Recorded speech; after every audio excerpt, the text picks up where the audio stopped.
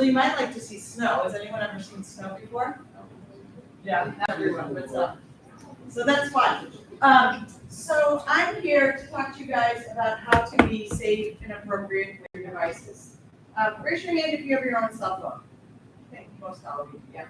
Okay, do me a favor again, raise your hand if you use any social media, Snapchat, TikTok. What else? Am I missing any? Instagram. Am I missing any that you use? Is that about it? Yeah, is that social media or is that a game? Yeah. I know, we're gonna talk a little bit about that.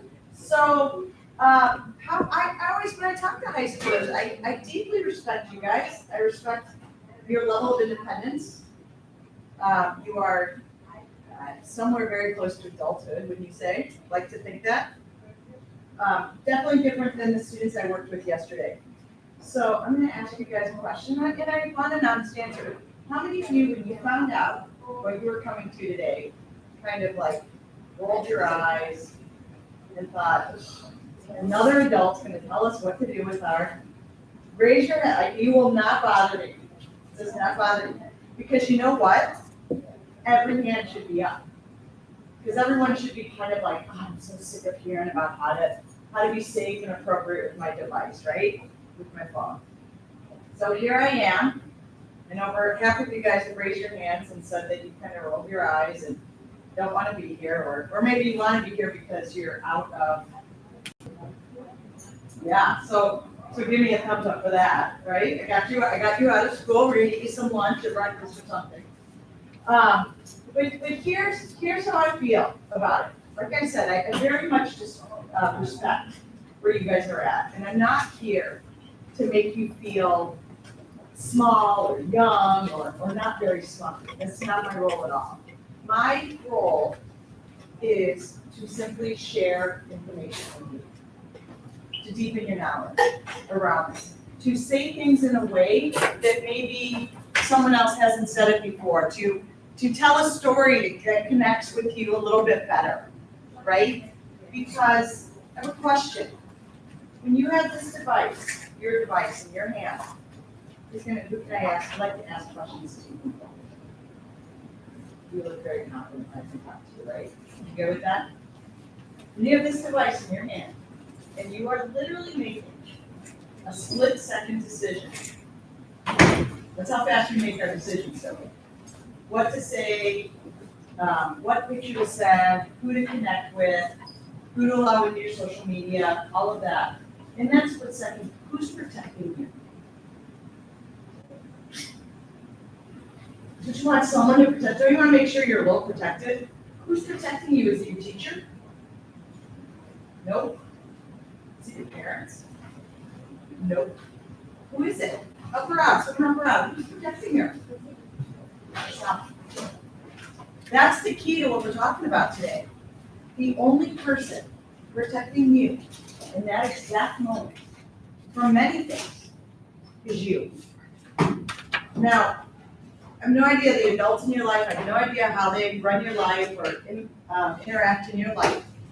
But maybe you have a parent that does pick up your phone and say, hey, look, I want to see what you're doing on it, and it looks through, right? Does anybody have a parent like that? Okay, you do. May annoy you tremendously. But is it your mom? Your dad? Can your dad stop you in that exact second that you're going to decide what picture to send to someone? No, he might see later that you sent it, right? It might be really bad. You might get in trouble. But what's already happened? It's already gone. And the one thing you all do know about the internet is that once you send it, it's really, yeah, it's, you know, we say all these things, you'll never get it back, it's up there forever, we have a slide like that. You know, we could debate how it can get things back, but regardless, it's really, really, really difficult. And we know our audiences are large, we can't stop things once they go, you've seen that, right? Probably even in your own world right here, you could tell me stories about times that someone said something and it got it got forwarded to many other people, right? And it was embarrassing, or humiliating, or hurtful. Don't look at anyone. Keep their eyes straight forward. So that's really, so I want to make a deal with you guys. You guys like deals? You up for a deal? My side, a deal has two parts, right? My side and your side. So I'm gonna leave you alone for a minute now. I'm zoning in on you. Don't worry, those guys, I'm coming over there. I'll hit you off.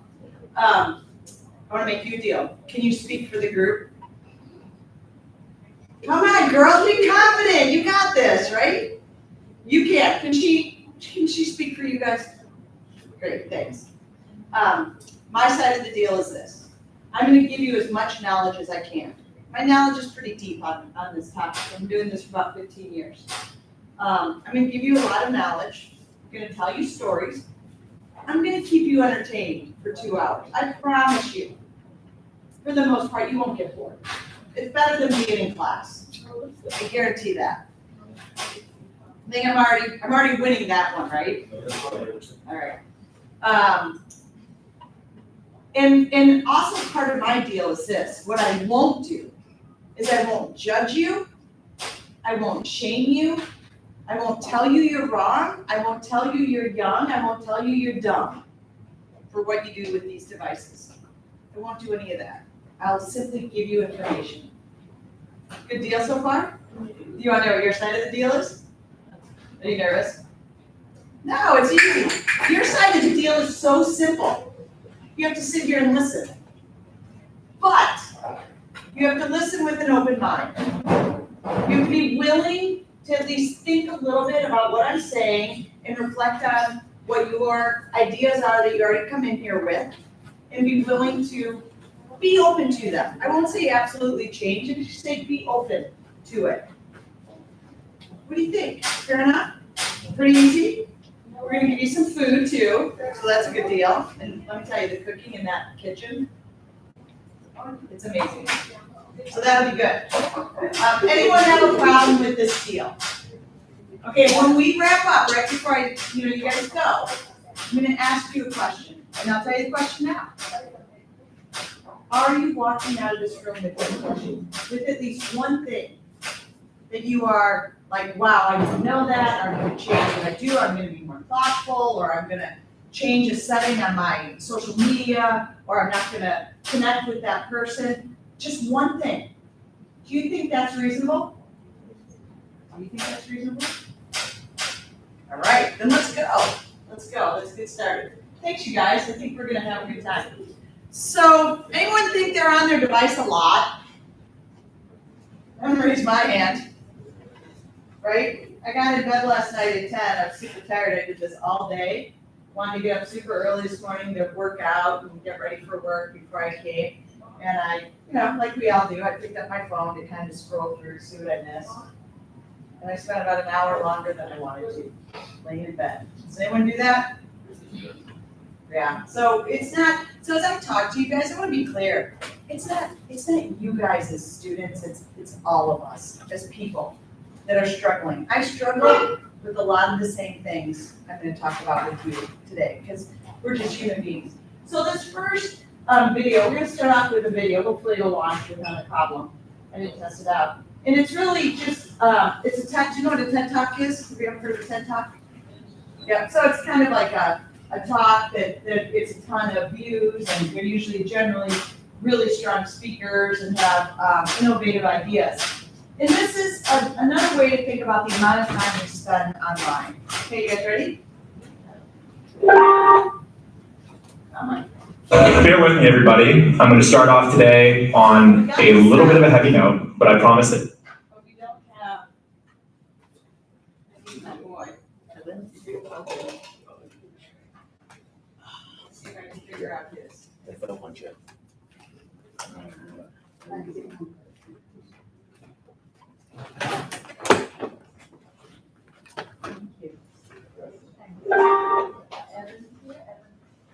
Bear with me, everybody. I'm going to start off today on a little bit of a heavy note, but I promise things will lighten up.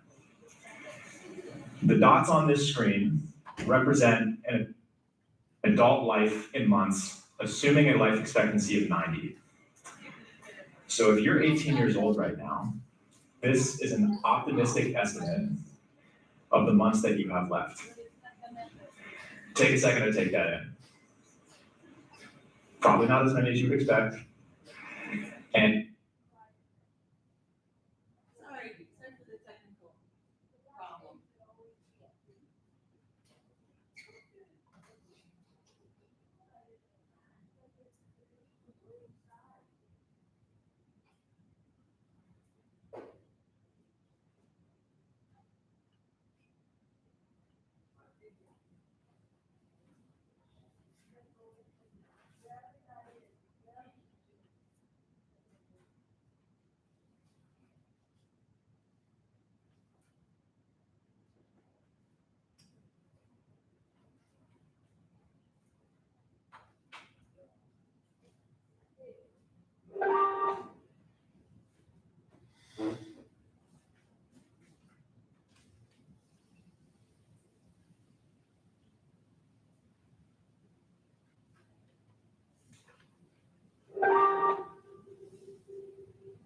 bear with me, everybody. I'm going to start off today on a little bit of a heavy note, but I promise things will lighten up.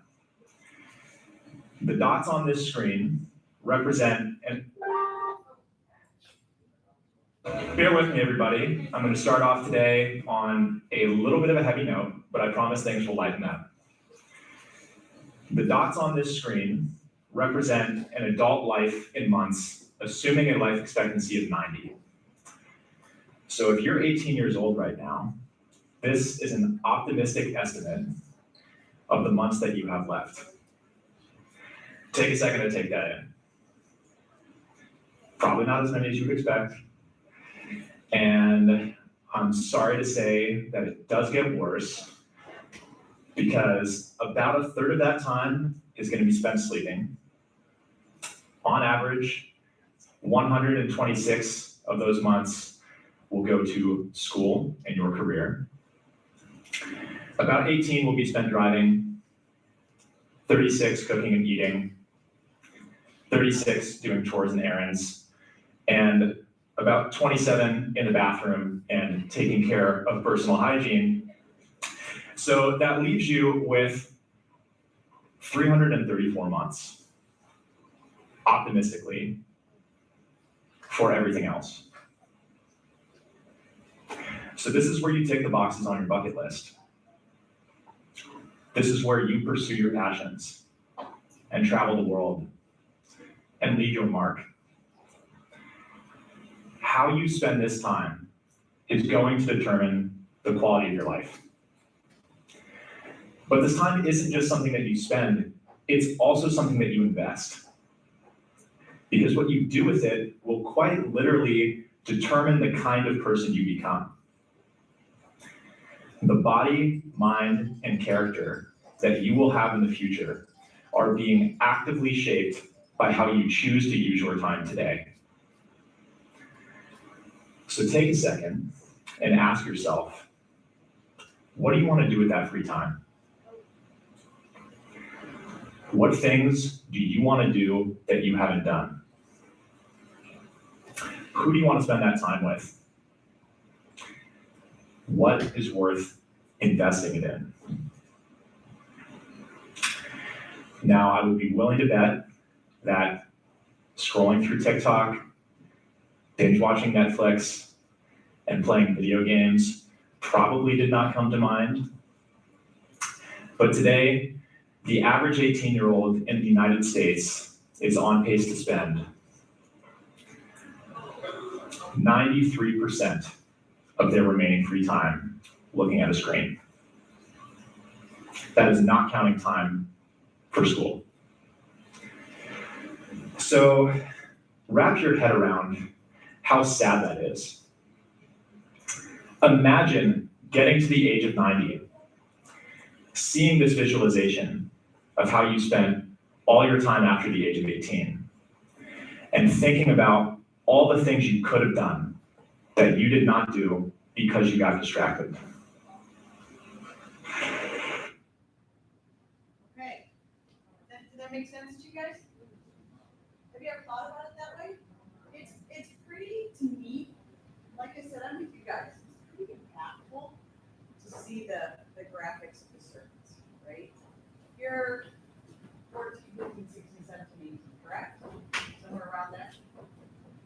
feel like I got a million circles left in my life to do what I want, to become what I want to be and who I want to be and accomplish those things. But I will tell you the one thing, I can't think of really a lot of other things, but the one thing that once it's gone, it's gone. And I want it to run. Time. If I make a bet, I lose money. I lost the money, but guess what? I can earn more. I can win a different bet. I can get it back. If I don't take care of my body and I gain a ton of weight, what can I do? You can work hard to get it back and regain that. But time is the thing that we don't get back. And I know as you sit here at your age, it seems like, yeah, I have a lot of time left. But you gotta start thinking about what do I want to do and how do I want to spend that time. I will never, through the next couple hours, tell you guys you shouldn't be online, you're wasting your time. That's part of the deal, right? That would be kind of judgmental, I would say.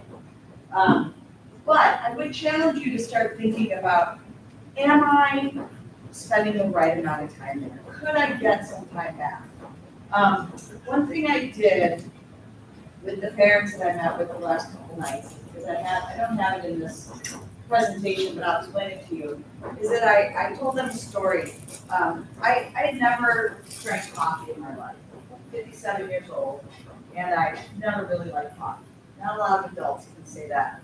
And about 4 years ago, one of my children, I have 3 kids, a little bit older than you guys. One of my kids was going to school in Italy. So my older son and I went to visit him. My older son says, his name's Cam, that Cam's my oldest, Stephen's my next one, and then my daughter, who's not the story's made. And Cam says, Mom, Cam hangs in me, Mom, you're in Italy. You gotta try coffee. This is like the mothership. And I'm like, okay. And I said, I don't like coffee. I don't like the taste. And they said, no, you're gonna try a latte with a little vanilla in it. You're gonna like it. I said, okay, let me try it. So they get me a vanilla latte. Yeah, it's not bad. I get back home to the States, and I start going into Starbucks, getting a latte every morning. And you know what? What do you guys drink coffee? I get it. It kind of makes that wake up a little bit easier, doesn't it? Makes you a little more alert. And I'm like, wow, it doesn't work for you. But you drink coffee? Not until late. So anyways, I started having 1 latte a day from Starbucks because I don't have any way to make a latte. I don't have a coffee maker, espresso machine, nothing like that. And one day I'm out running in the summer and I'm thinking about this. I think I spend $6 a day on a stupid drink, right? I'm gonna do my math here. Unless there are any math experts in this room. What's that? So every day, I mean, you spend $42 every week. How much? $42 every week. Well, let's pretend I do it 5 days a week. And it's $6 a day. What am I spending? Okay, so $30 a week. Okay. It's a lot, but I really enjoy it, right? So it's okay. Okay, let's go one step further. How many weeks in a year are there? Do you know? 52. So can I multiply my 30 by 52? Okay. Now I'm spending in 1 year $1,560 on a cup of a liquid. Does that seem like a lot of money? Okay. I think it's a lot of money. Now, let's say I do this for 10 years. Can you do that math in your head? That's okay, neither can I. So we're gonna multiply my number here, sitting here with you. You can be my check. By 10 years. How much money? Tell these guys how much money I'm spending on coffee over a decade. $15,600. If I offered you $15,000, $15,600 to not drink coffee for 10 years, would you take that bet? Yeah, everyone in this room would be like, yeah, I mean, I could buy this car for $15,000, right? I could go on a fantastic trip for $15,000. So, but you know what? I'm not a person that says all or nothing. I'm gonna have a latte every day. I'm not having it at all. Let's do something else, okay? What if, do you think it'd be reasonable to say, yeah, so you can remember 15,006, so can I zero this out? Okay, what if I had that latte 2 days a week? Do you think that'd be nice? Nice little, maybe one on Saturday, end of the week, little treat, maybe one on Wednesday to get me over the hump of the week. Okay, so we're gonna say $6 times 2 days, $12 a week, times 52 weeks in a year, 624 times 10 years. Still a lot of money. But, I mean, you can round down, $9,000 difference. Do you think it's worth it to cut back? Still enjoy it, but get $9,000 back in my pocket? Makes sense, doesn't it? Okay, so you know where I'm gonna go now? To screen time. So if I said to you guys, what's your first name? Alex. Thanks for being my partner here. I know you started, but then I went to Alex. Alex, give me kind of an estimate of how much time you spend online a day, not including schoolwork, if you do anything for schoolwork, about how much time you spend in your gaming, scrolling through social media, watching videos, watching shows. Oh, okay. Wait, I promise no judgment, right? You can like zap me for that. Let's call it 6 hours. Let's call it 7 hours. You said 7. 7 hours. And I don't think Alex is much different than most of you, correct? You guys agree? Okay. And you're not different than most high school students. Alex, do you think it'd be reasonable, not painful to you, you wouldn't give up connection with your friends or fun, if you cut that from 7 hours a day to 5 hours? That'd be pretty easy, wouldn't it? I mean, I bet you could get an extra hour of sleep and you wouldn't mind that. There's 1 hour. Then maybe another hour hanging out face to face with someone, playing a game, whatever. Okay, so let's try that. Let's do, we're gonna say 2 hours, right? 2 times 7 days a week, is 14 hours a week, times 52 weeks equals 728 hours, times 10 years equals 7,280 hours of time. You're gonna get back. You're gonna get back in your life to do whatever you want, not on screens, but whatever you want. Do you think if you took that 7,280 hours and dedicated it to something else, you could become really successful, really good? What do you like to do? Oh, you play baseball, you could. Yeah, okay. I love a young man who will say, yeah, I'm good. It's confidence, right? And I bet you are. So if I said, okay, if you spent 7,000 hours working on your baseball skills, every time, I think I'd be like in Chicago going, that's my boy Alex who got drafted by the Chicago Cubs, right? Would I see you in the major leagues in the US? Yeah. So that's, I think, what we're talking about in this video. I am in never, ever, ever did I say to Alex, cut it, go cold turkey, no more technology, did I? I didn't even cut you down to like an hour a day. Think about how much time you get back if you got an hour a day. Think about, did you get straight A's here at Boost? You do? Pretty darn close. Okay, so that extra time's not really gonna help you be a better student. Maybe a little. So we can go on. But you guys get, geez. Do you get where I'm going with this? I am in no way saying cut it all the way out. That's not fair, because you know what? I'm not gonna ask you to do anything I wouldn't ask for myself. I'm not blogging off for good. No way. This is how I'm here, miles and miles in an ocean away from my family. And this is how I connect with them when I'm traveling for work. This is how I stay in touch with what's going on in my home country and follow the news. This is how I see where my friends are traveling, what I'm doing for work, things like that. So all of this, what you're gonna hear me talk about all day is moderation and balance in your life.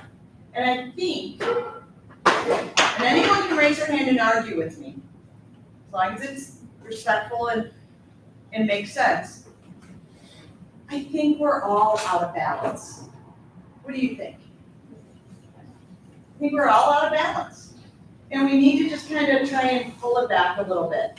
So it's fine to talk about that, but sometimes I think it's actually even better if we start to dig into it a little bit better and try and understand it. So I don't think it's our fault entirely that we're so out of balance.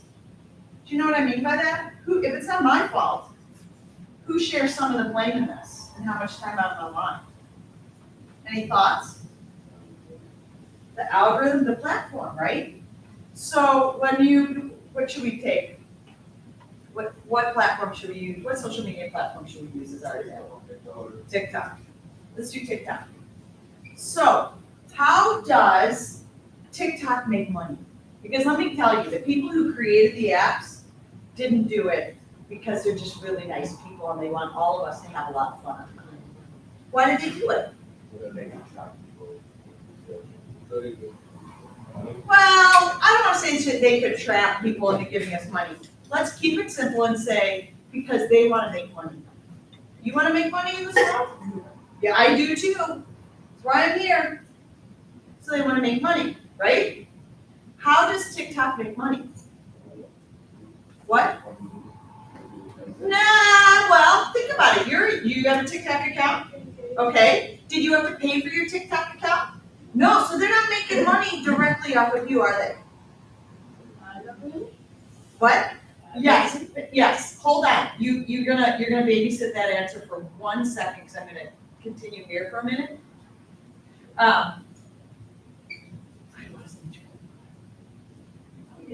They don't make money off of you because do you watch any streaming devices like Netflix, HBO?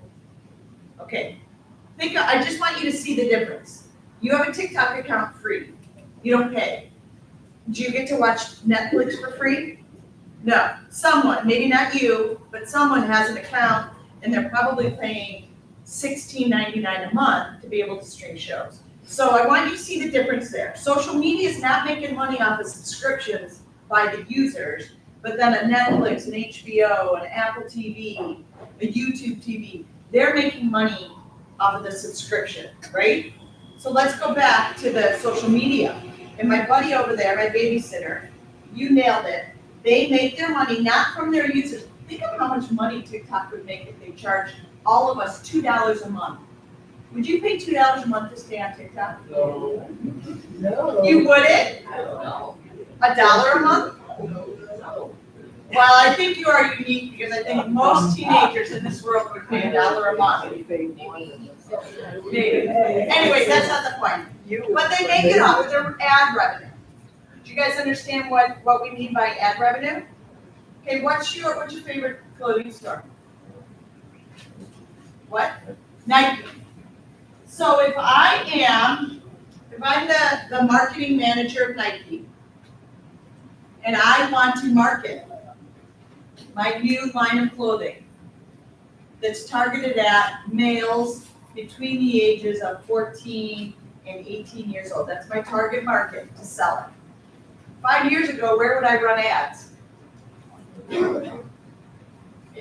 Let's say 10 years ago, where would I run ads? Where would I find? Remember, I want to run ads where my target market, what'd you say? On TV, on commercials, right? And then I figure out where you guys what shows you all watch, right? And that's where I put my money because when you're marketing at your target, you guys, I want to put my money where your eyeballs are so that every time you're watching whatever TV show you like on a commercial, Nike is right there. And if you see that Nike ad 10 times, you're eventually going to go, hey, that's a cool shirt. I want that shirt. So that's how marketing works. Very simplistic level. Are you guys watching commercials on TV anymore? No. We're not even watching TV. Right. We're streaming shows with no commercials. So these companies now that want your eyeballs, you know what I mean by your eyeballs on their clothing 10, 20 times in a day, they have to figure out where your eyeballs are for multiple hours a day. And what we know is, where are those eyeballs? Not TV, TikTok, right? So or maybe they're on Instagram. Oh, So remember, I'm the marketing manager, and my job, and my promotion, and my raise depends on making sure that if I spend $500,000 to reach you for young men, I succeed in that. Because if I spend $500,000 to advertise my brand new hot clothing line geared at you four, and you four aren't seeing it and you're not buying it, guess who's in trouble in their work job? Me. So my job is important to me. So now I've got a problem. You own TikTok. You own Instagram. You both want my $500,000, don't you? Don't you want my money? Because it's going to make you more successful in your job. It's going to make you more successful in your job. You want to lose out to him? No, ma'am. So, why would I put my money on Instagram? Why would I give my money to you? Tell me why. Okay, perfect. I have more eyeballs, right? I have more eyeballs on my platform, in my target market that I'm looking for, young men 14 to 18 years old. What do you say to that? I think you're TikTok. Your Instagram. I probably switched it, but it doesn't matter. Your Instagram, your TikTok. Okay, so you essentially are making the same argument to me.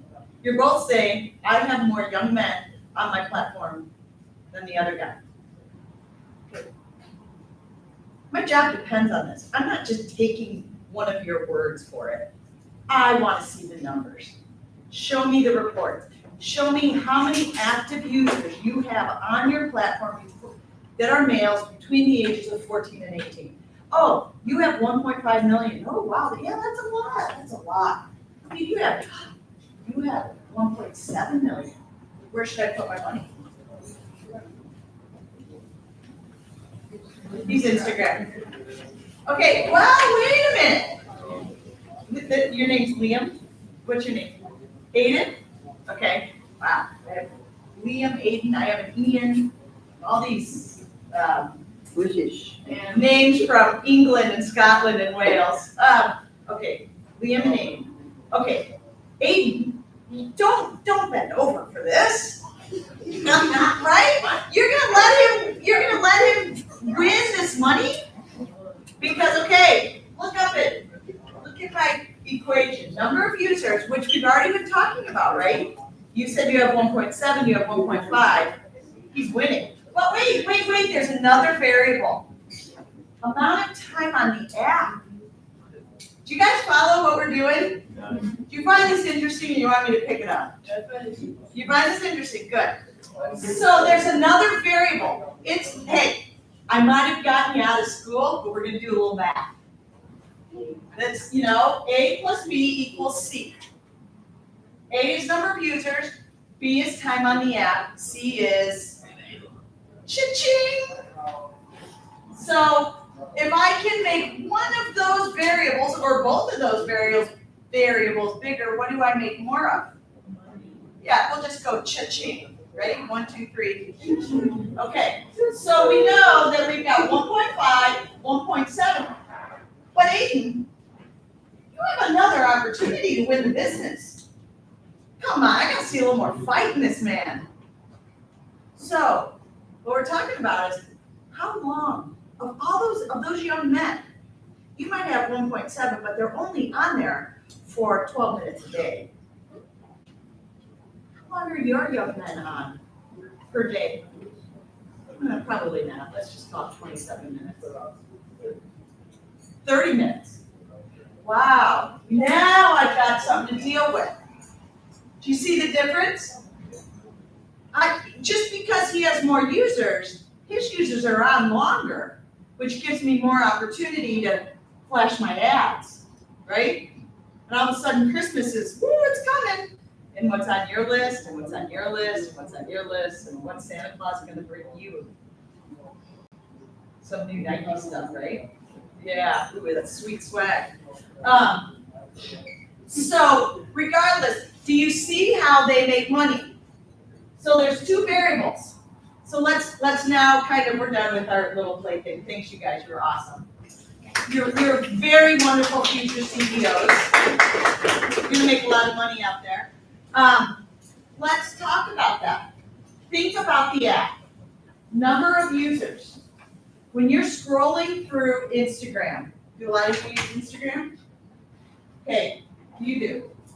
You're looking at, someone's post. Okay, well, just humor me. Well, no, even in Reels, I watch Reels all the time. So I watch a Reel from my son. I watch the next Reel from some influencer that I chose to follow. The next Reel is not something that I was interested in, or that I actively follow. So they throw that new user at me to see if I might like it. Or as you are scrolling, have you ever noticed when you're scrolling through, whether it's TikTok, Instagram, Facebook, you scroll a little bit and then all of a sudden it says, people you might like.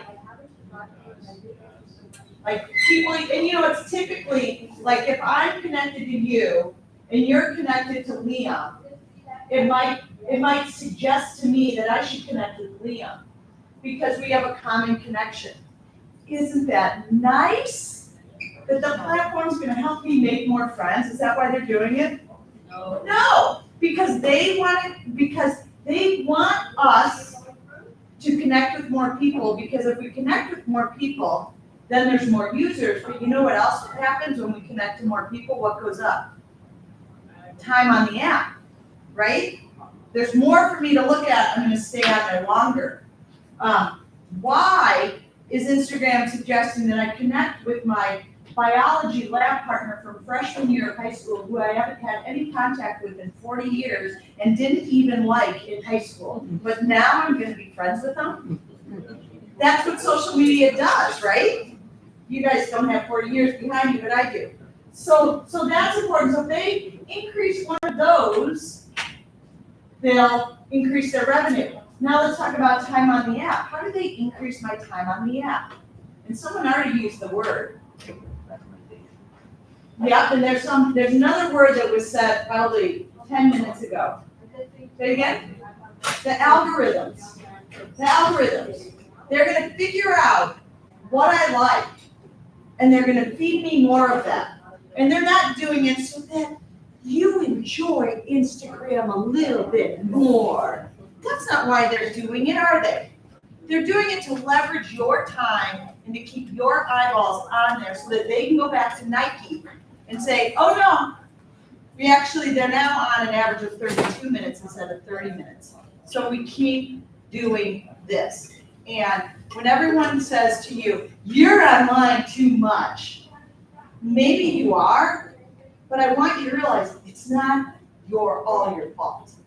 The whole kind of platform is working against you, not for your mental health, not for the good of your life, not to get you outside in the sunshine, but to get you there and then hold you tight so that they can make more money. No, we don't say money, we say thank you. Okay, so they want to grab and hold your attention. They want to create more users. Do you know what I mean by drive analytics? Those are the numbers that Liam and Aiden were giving me. Number of users, time on the app. Your analytics, the analytics that you guys like are how many followers do I have? How many likes did I get to this post? Those are what we call our analytics. And let me tell you, the platforms are measuring every single thing we do on there. Because all of that leads to more money. Do you feel like after I tell you all this, is there a part of you that says, I think I'm being used? What's that? So after understanding and going a little deeper, more than just, hey, you only have a limited amount of time on this earth, use it wisely, that makes sense, but it's kind of at the age of 14, 15, 16, it's really a hard Pill to swallow. pill to swallow, or no, not necessarily pill to swallow, but something to relate to. I'm much older. I can start to see like, I'm not gonna be here all this much. I don't have that much longer. I don't have that much longer to work and earn money for my retirement, to live when I can't work anymore. So, like now I look back and I think, boy, when I was in my 20s and I didn't have 3 kids to pay for and to take care of, and I wish I would have saved more money, right? So that when I'm older, I'm safer and more secure. But can I go back? Can't go back. But in my 20s, I'm like, what? Retirement? Huh? That's like a million years away, right? So think about, what I want you to reflect on, Alex, is you cut back on your time 2 hours a day. Like, why do you use tech? What do you enjoy, right? What do you like? I think we can answer that. Like, I'll answer the questions. At the end of the night, when I got in bed last night, I wanted to see if my kids reached out to me and if they're doing okay. Do I want to cut that out? No. But let's see, what other questions? Does it cause me stress and anxiety? Does your technology use ever cause you stress or anxiety? It does for me. I'll tell you what happened. Not sure if you guys follow what happens in the United States too much. But about a week ago, this young man was shot. You heard about that? Charlie Kirk. Very, very, very politically motivated, big speaker, said a lot of very controversial things, had very, very strong opinions of where he stood, and it's caused huge controversy in the United States. And in a lot of places, in a lot of ways, it's challenging our whole democracy and how our country is run. And are we a democracy or are we becoming a dictatorship? I don't know. But online, everyone's making their comments and their posts and their videos. And last week, I was consuming it. Like I couldn't get enough of it. And you know what was happening to me? I couldn't sleep. I got in a fight with one of my kids because he didn't have the same opinion as me. And by Thursday, I thought, I've got a problem with this. This is causing me stress and anxiety in my life. Do you know what I did?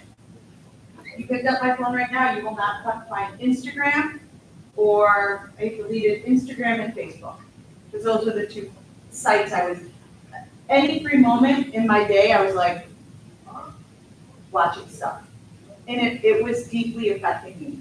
So I want you guys, it took a lot, because there's part of me that says, well, now I'm kind of missing out though, right? On Instagram, like there's stuff I like to see on there.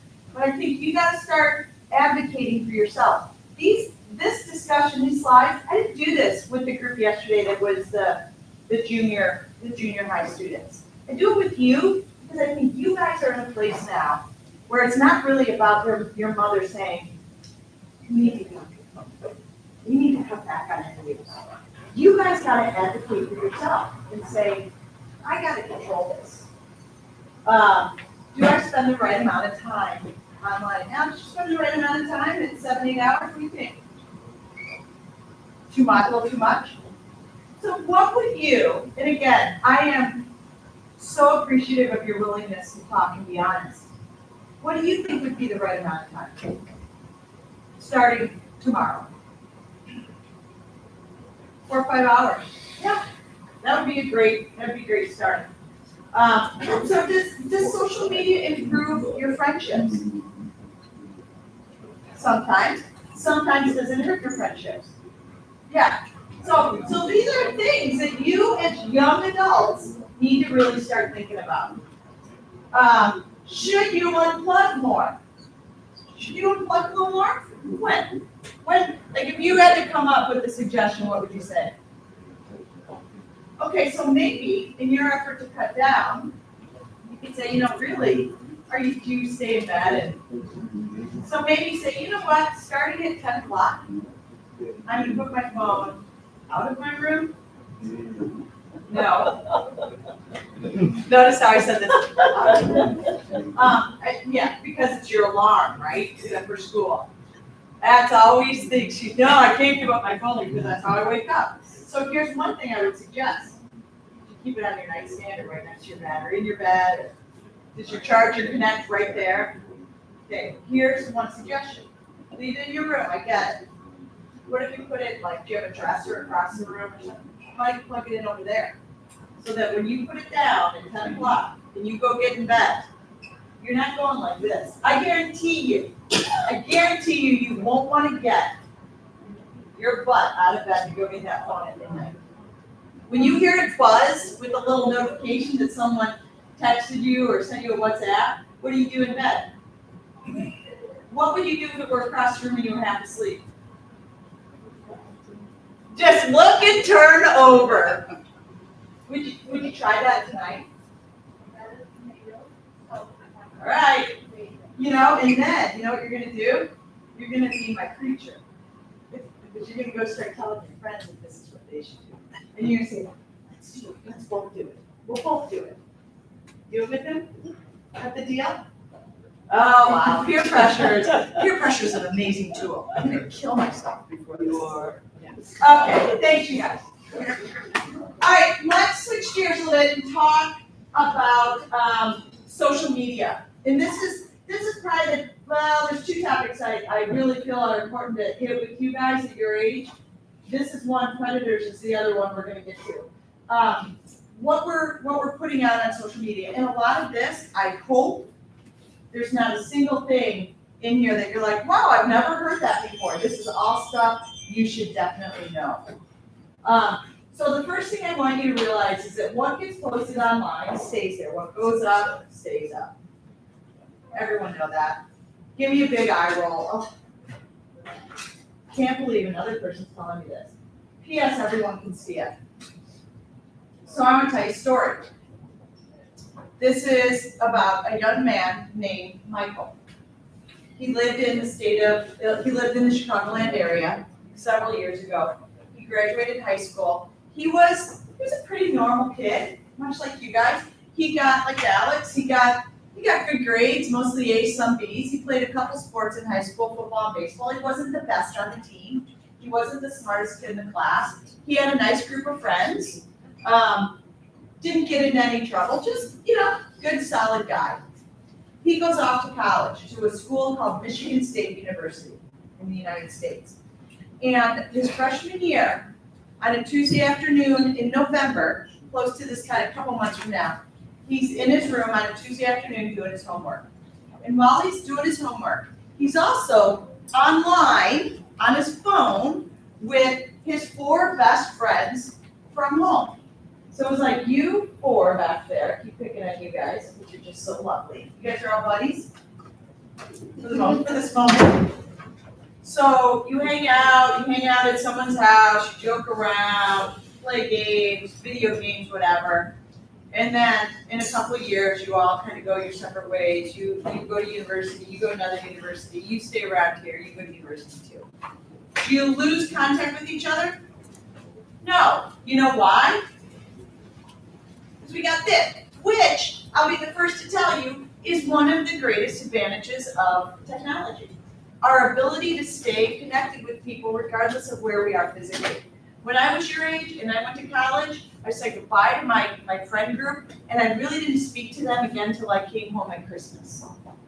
I look at my own children in college, that's not how it works. They know exactly what all their high school friends are doing because they're Snapchatting and TikToking and all that stuff. So back to Michael, this Tuesday afternoon, the 5 of them are all goofing around online. And I'll tell you, they're spread over all over the United States. Maybe a little geography. One guy's in Boston, one guy's in Michigan, one guy's in Indiana, and one guy is in Colorado. I think that's where, I don't know where the Michigan was. He was in Michigan too. So there's no geographic bounds when we're online. We're all, like when we're online, it's like we're all sitting right here, right? That's a good thing. So what they're doing is they're goofing around, and it turns into like a little bit of a meme war. You know what a meme war is? Who said no?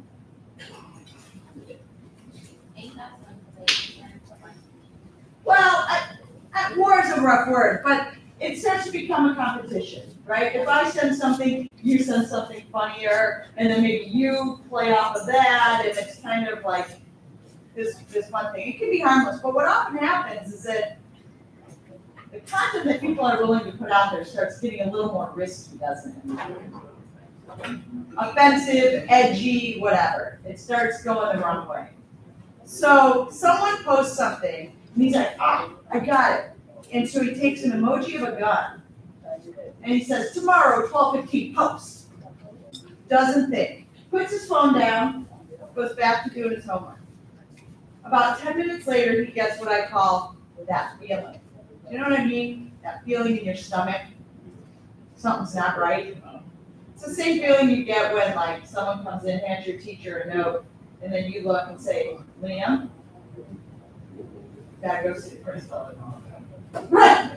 Did like say you did anything wrong? No, but we kind of get that feeling, right? Maybe you get a feeling, maybe you start sweating, maybe your heart races. So he gets that feeling. So what he does is he picks up his phone and he deletes the post. Takes it down. Maybe I should have done that. Right? Goes back to doing his homework. 10 minutes later, knock on his door. He opens the door to the police. They come in, they check his room, they don't find a gun. They don't find a weapon. They don't find alcohol, drugs, nothing illegal. All good? Liam, all good?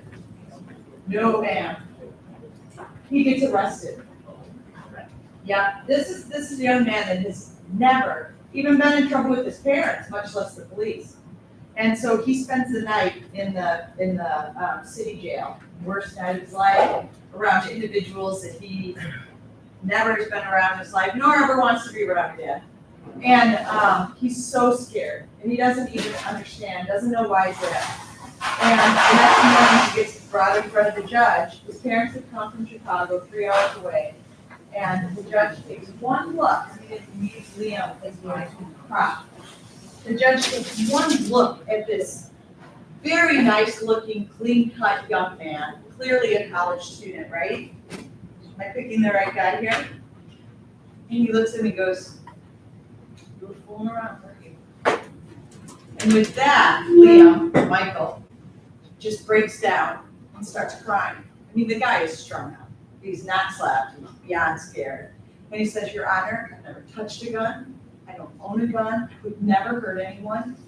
I was online with my buddies. I made that post. I took it down in 10 minutes. I deleted it.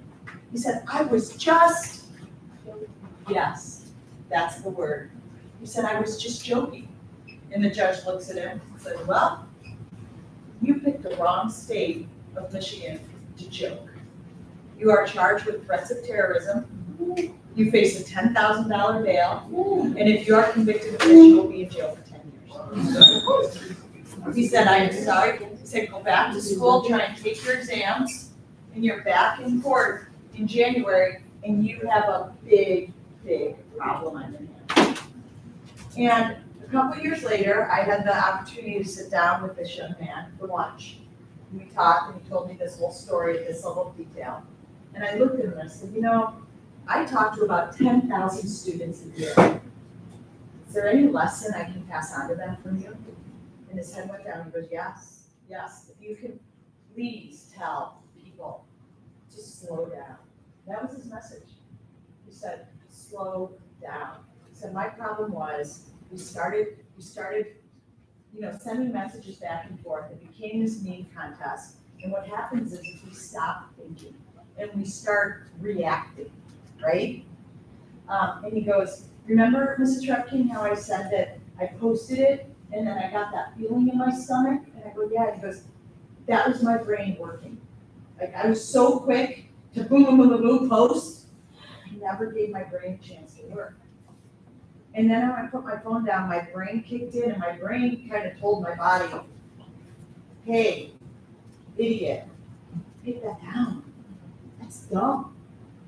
What do you think people thought was going on? What, Trina was making a threat? Yeah, in what, I don't know about here, but in the US, the school shootings are a real thing.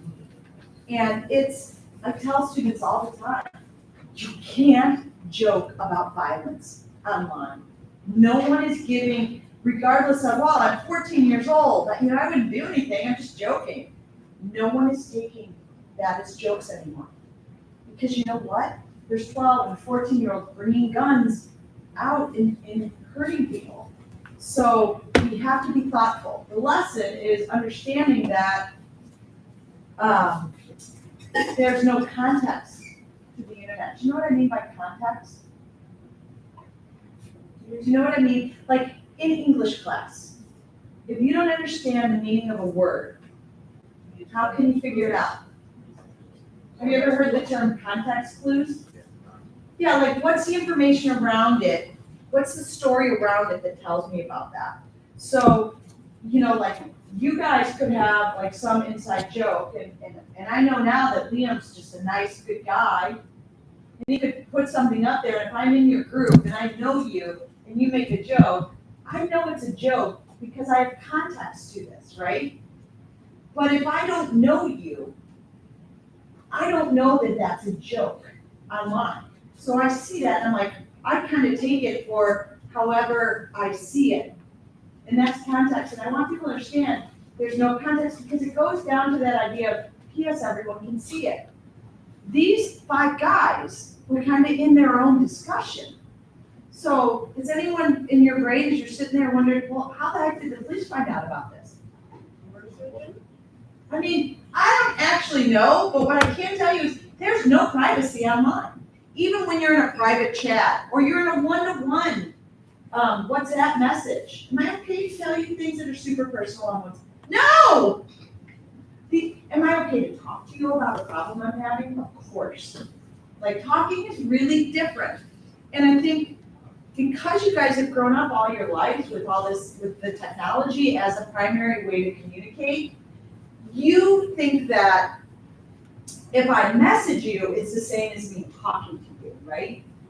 But it's not, because when I talk to you, there's really no written record of what we're talking about. So if for some reason you decide that you're gonna tell her what I said, I hope you don't, but you might, and then you tell her and her and her, I hope you don't, but you might, I can be like, I never said that, there's no proof.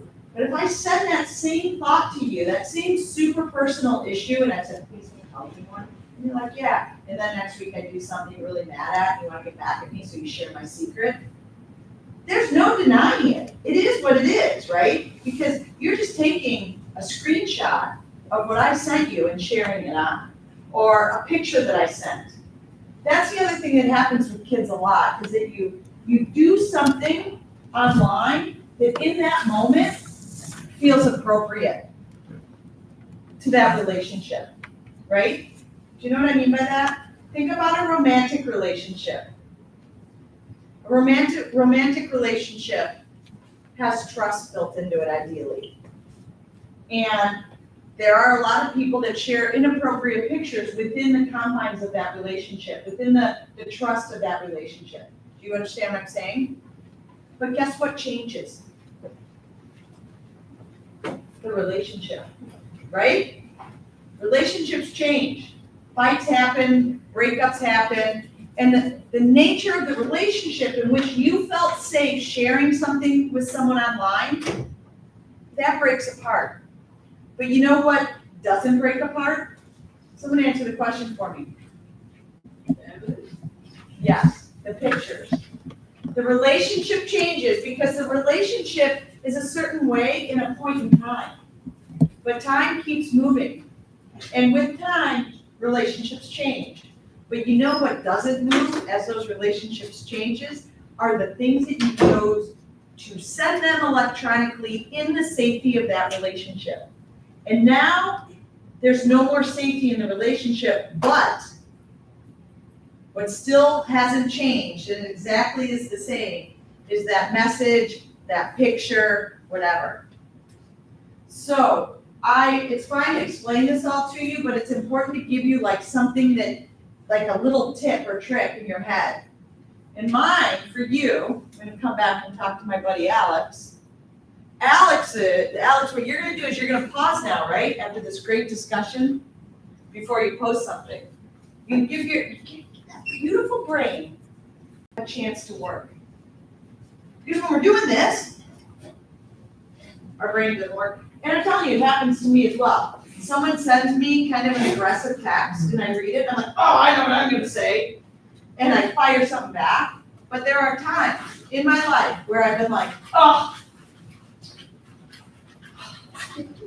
and I put it down. When I come back an hour later to respond, I have a different response. I have a more thoughtful, a less aggressive response because my brain had time to work. So you're gonna pause. What are you gonna do in that pause? Think about the Cubs and your future career playing for the Cubs. Maybe, but what I want you to do is I want you to pause and ask yourself a question. What would happen if what's something really important in your life that you never want anyone to see? Your mom, your dad, the coach, your future baseball coach that's gonna draft you. It doesn't matter if it's real or not. It's just something, it's like a guidepost that makes you go, whoa, wait. If the coach of Vanderbilt's one of the best college programs, you know Vanderbilt? If the coach of Vanderbilt saw this, he would not offer me a scholarship. You gonna post it? No. Is the coach of Vanderbilt gonna see it? What did you post it? Maybe, that's the right answer. I don't know, might, because you know what happens? What year are you in school? Or is that the last time? So maybe the Vanderbilt coach does start recruiting you, comes down and watches you play, starts sending you emails, calling you on the phone, asks you to come up to Vanderbilt to see the campus. Like, this is how recruiting happens. And you know what else he's gonna do? He's gonna start following you on social media. Why does the coach of the best college baseball team in the United States want to follow Alex? See your character. Wait, your character's on display online? Come on. Anyone can be anyone they want online. No, you're exactly right. I don't know if it's exactly your character. If I went and I looked through all of your social media, would I get the same feeling? Like right now, I'll tell you what I think. From my half hour with you guys, you to me seem like a lovely young man. You seem very respectful, you seem grounded, you seem focused. If I went and looked at all your past posts, your messaging, would I get that same impression of you? What? You think so? Okay, that's a good question to ask yourselves. You all are sitting here like perfectly respectful, aren't you? Yeah. If I went and looked at your social media, no, don't turn around, it's you I'm talking to. Would I have the same impression of you? I hope so, and I don't mean to put any of you on the spot. I hope you don't feel like that. Am I making anyone uncomfortable? But that's a good question. Should I be the same person sitting right here as I would see online? Absolutely. Most people say, oh, no, you wouldn't ever be really good online. Okay, second rule is that this is your reputation. What does the word reputation mean? Be on your toes, because my friend back there keeps giving me all the answers, but you can't carry the weight of these guys all day. This is a heavy group. Thank you. Perfect. That is a great answer. Because you know what some kids say is who I am. Is it? No, it's what someone thinks of you. And it may be spot on, and it may be totally off base. Right? I'm spending 2 hours with you. You're gonna walk out of this room with an opinion of me, aren't you? What's your opinion so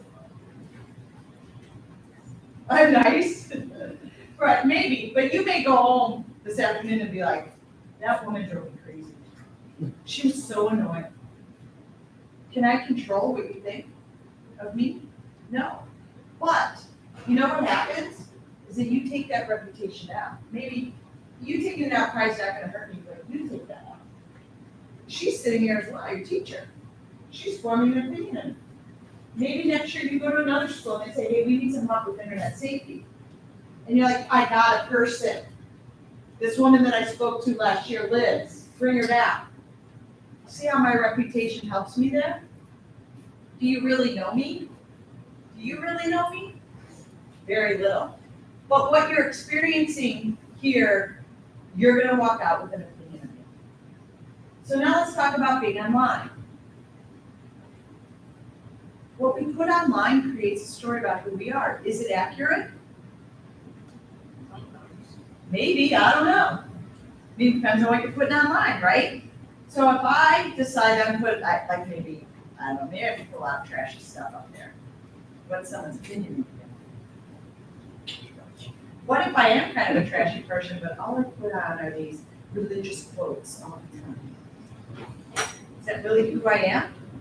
No. So I first want to say, like, I don't want people creating a false identity online. Because that will eventually be discovered, and then you'll look what? Like a fraud. Exactly. So we have to find a way to put our best self up while being honest.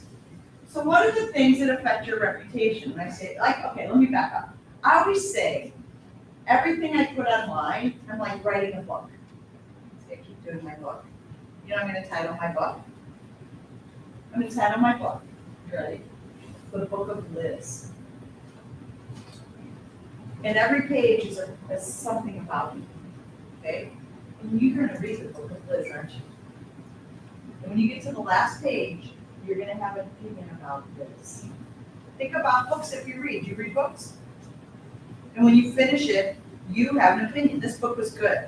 And then when you see her in the library looking for a book, you're like, hey, you got to read the Book of Liz. It's really good. It's really interesting. Page turn. Couldn't put it down, right? Or you're going to see her with the book of, like, she's in the library looking at the Book of Liz, and you're going to say something like, don't waste your time. Total trash. Don't read it. So you see how someone's opinion starts impacting other people. So I said every page of the Book of Liz is something I put online. Are you guys following my analogy here? Does it make sense?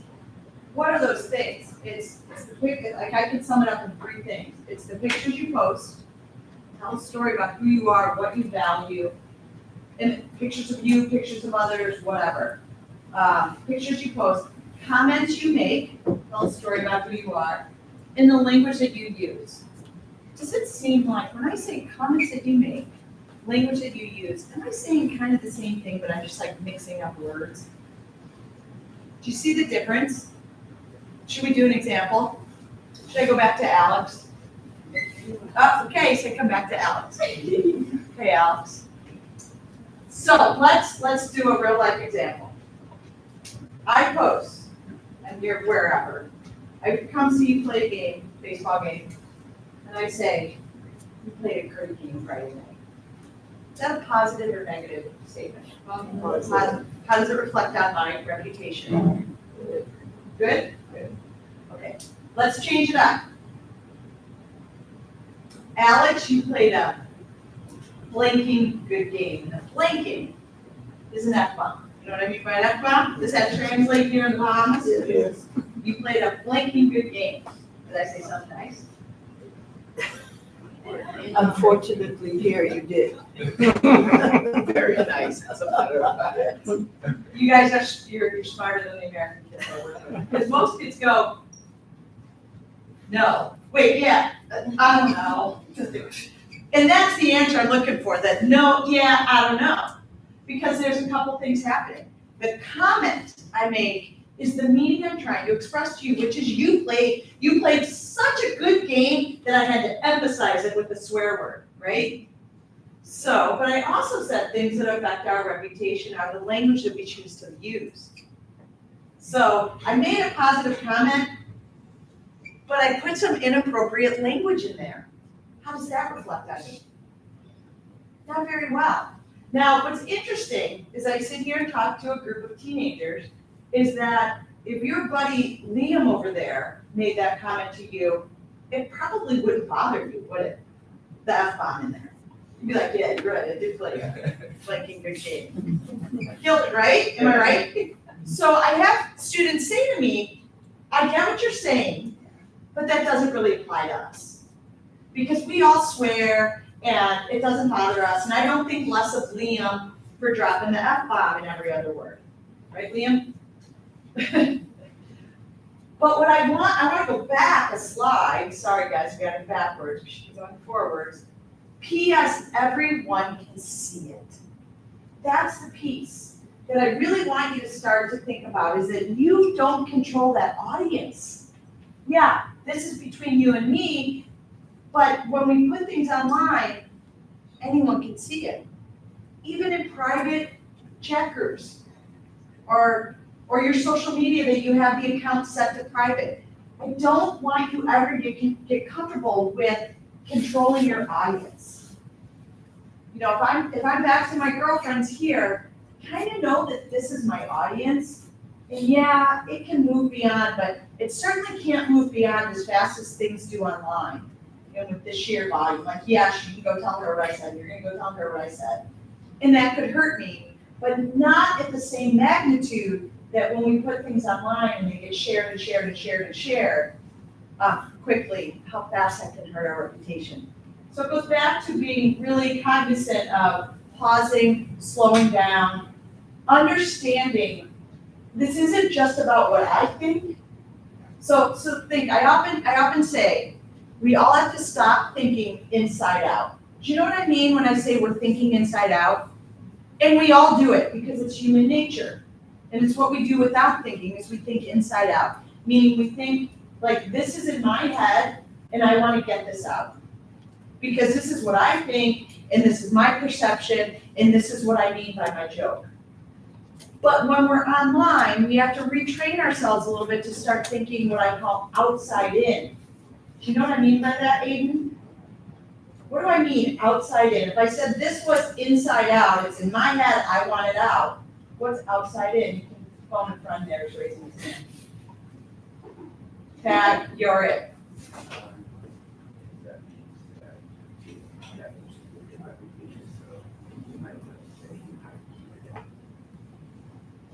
Kind of. I think if I'm thinking outside in, I'm motivated by keeping that positive reputation. But by outside in, it's like I think about, if I put this out there, how will the world see it? How will someone interpret it? Like when Liam made the comment to Alex with the F-bombs, that was his head saying, he played such a blanking good game, I gotta tell him.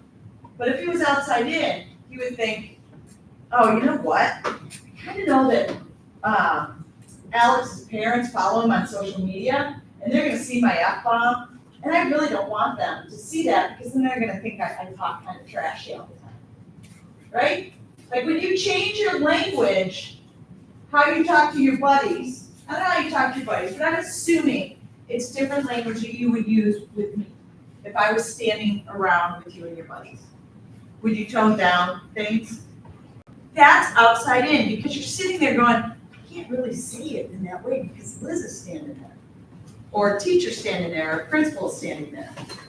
So it's the same thing online, is that the difference is that I'm not standing right here, and it's not just me, it's kind of the whole world is standing there saying, hey, what kind of guy are you? What kind of language do you use? What kind of comments do you make? What kind of pictures do you post? So it goes right back to that. You just have to stop being reactive and start being more thoughtful, because at the end of the day, this all is affecting your future. How is that? Someone take that slide and interpret it for me. You guys need to give Alex, Ian, Aiden, Liam, Ian is my son. What's your name? Tyler. Okay, why don't you be Ian for me? Ian, Aiden, Liam, Tyler, someone else. What does that mean? How does this affect your future? The more you consume social media and online, the less time you have to acquire new skills and obtain hobbies. That's true. That's kind of back to our topic, our first topic, but what about this whole idea of what I'm putting online, people are seeing? How does that affect your future in the examples we've been kind of making up here?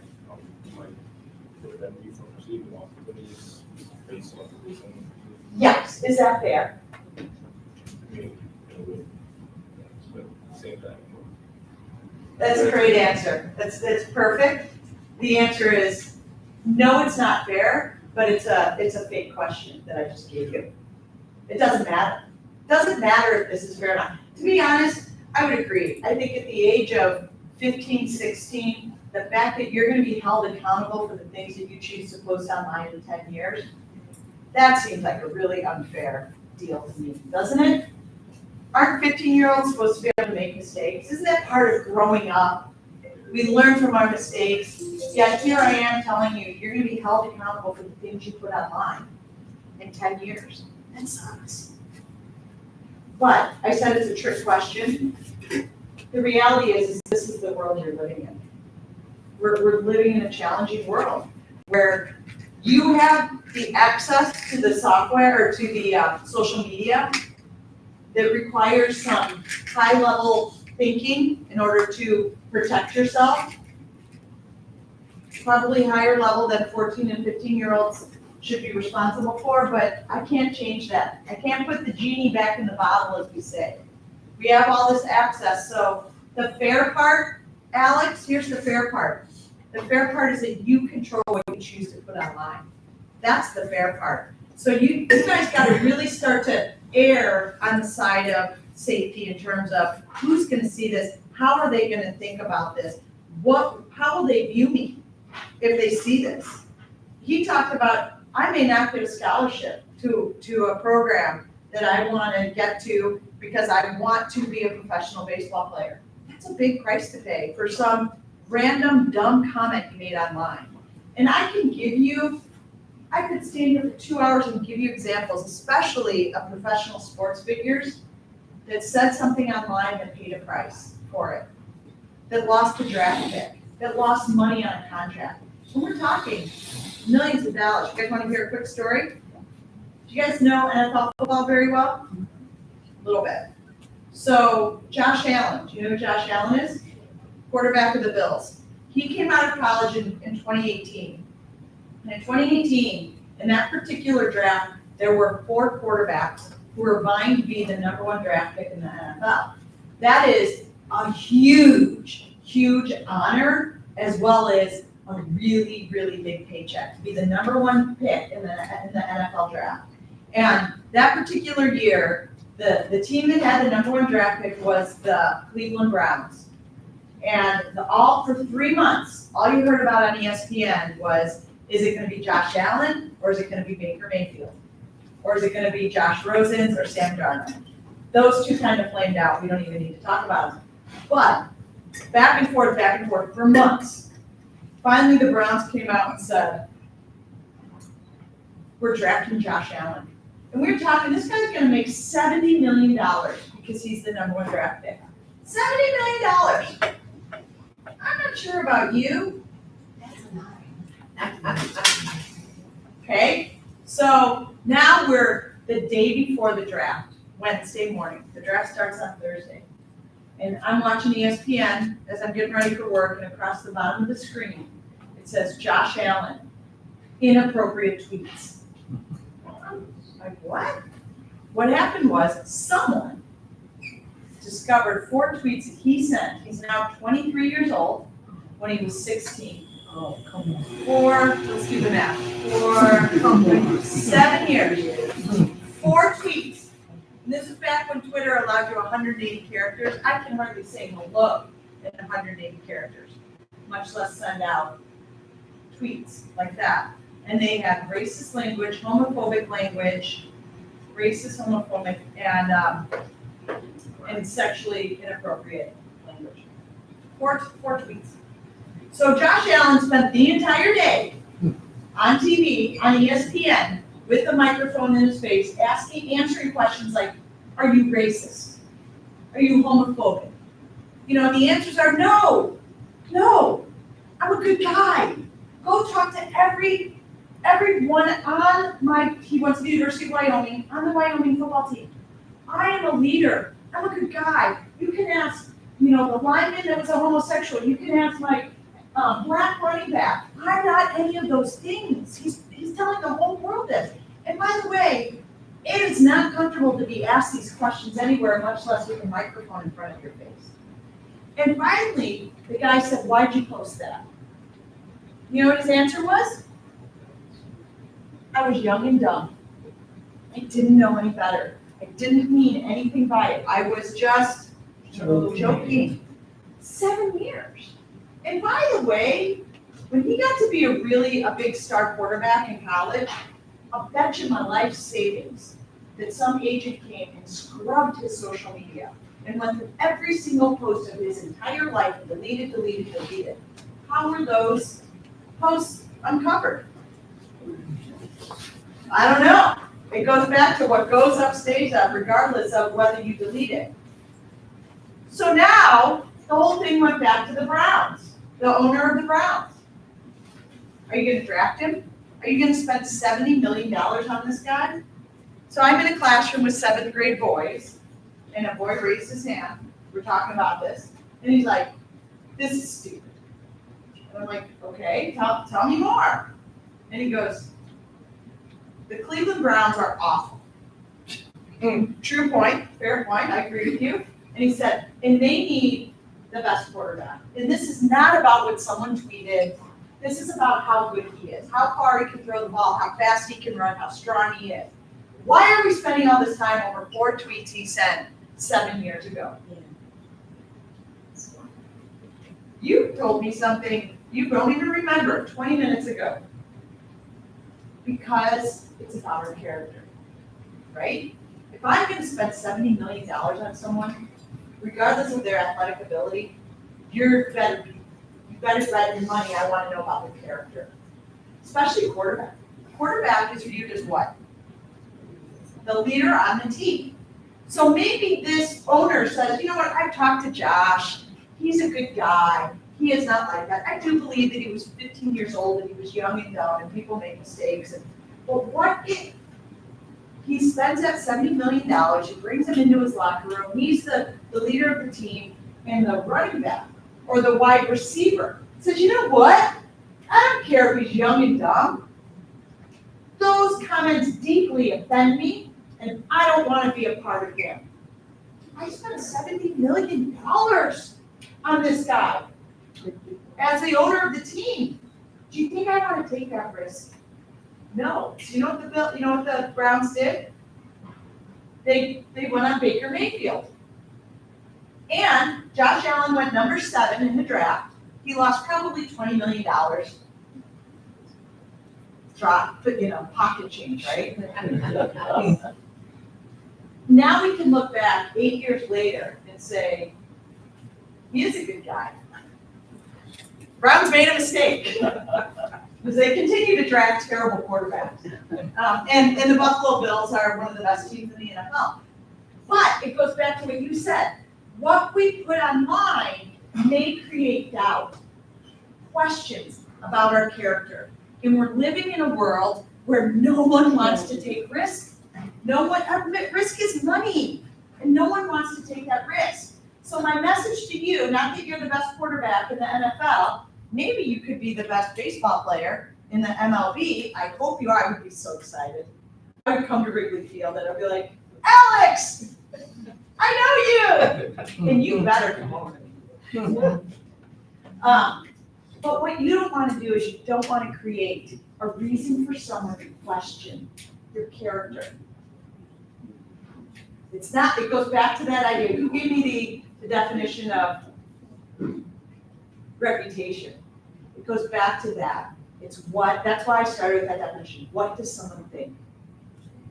Doesn't matter who you are. Josh Allen was a good guy. But there was enough doubt there that he lost that honor of being the #1 draft pick and $20 million. So, does that help you guys? Why don't we, guys, take a break, go get a snack. And I'm available if you have anything you want to talk about to me individually, feel free. You know what I'm gonna do?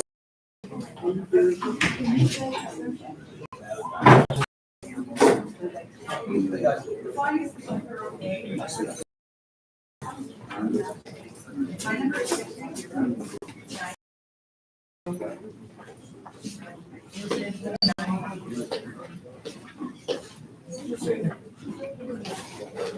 No, 9.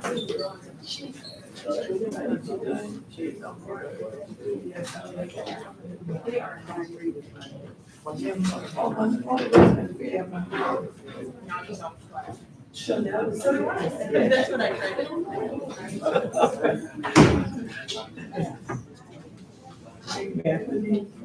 Very small.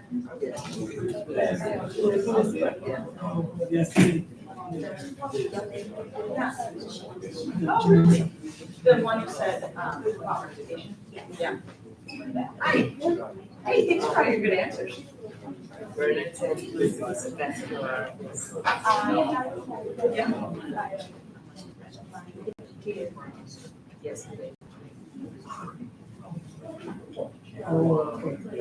it gonna be, here in the Bahamas?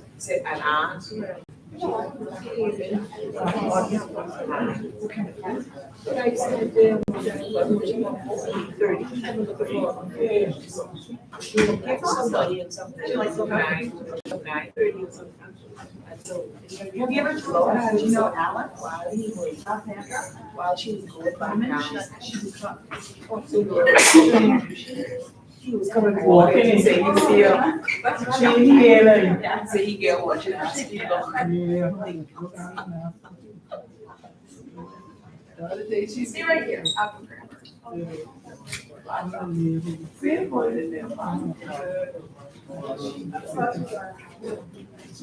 She had to leave.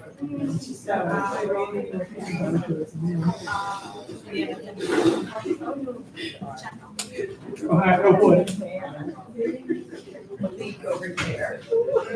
He just.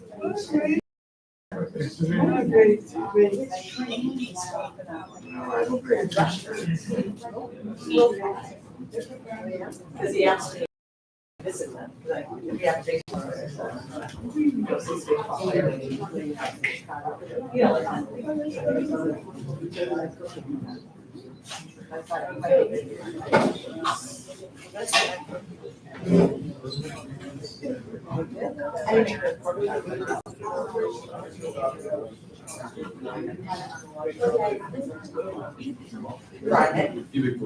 Right. Okay. You know, running, which there's a recording of the American Lake, season. We don't do the same thing, running. They run it in the salt sugar. And it helps it keeps it from drying out. It's super moist. Very good. But as you grow, you're gonna learn different methods of cooking. American, European, Eat as much as you can taste, right? Don't eat the apple. you just warm it up. Thanks.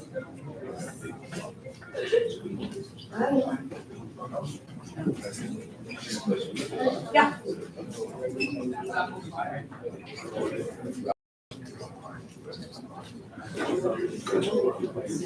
That's it, like when I talk to parents about, you know, how you manage this. I always talk to them about the delineator. The 4 categories, passive, consuming, scrolling, watching, definitely interacting. Gaming would be a second one, third one is communicative, texting, video chatting. The fourth one is education, watching, hobbies, things like that. I would definitely put limits on passive. I would write that about education, grade 1. You're a good gamer. I think gaming, it does, like, it's kind of The regular. you need breaks. You need breaks, like, just to make sure, because it does have very strong rewiring tendencies in your brain. Thank you for coming. Yes. Yeah, right. And then the other thing that's happening a lot is that teens are really sacrificing sleep. So when Alex told me 9 hours, when you're in school 7 hours a day, you should be sleeping 8 hours a day, that's 14 hours. You only have 9 hours a There's no day. filtering them. And if you're online 9, 10, 11 hours, that means you're stealing time from a different bucket, Yes. right? You're not stealing it from school. Where you scaling it? So I think like anything, I think you have to figure out how to moderate that down a little bit, and you have to try things. So if you're gaming for 6 hours a day, maybe say, let me next week cut it to 4 hours. Maybe, like for me, like I told you, I took off Instagram and Facebook. You can be this week, I think that's depressed, I'm anxious, I really have a little more time to do something. Then AI is one. Yeah, like That's how I can describe that. It's a fun.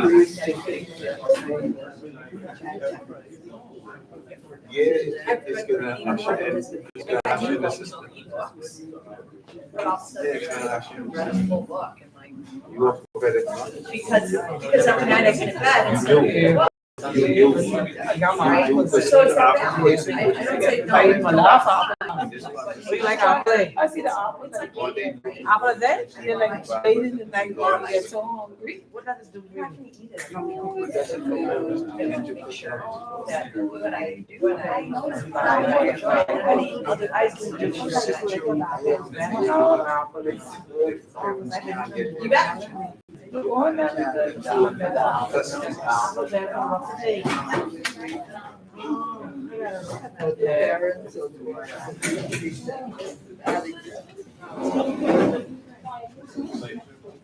Yeah, it was good.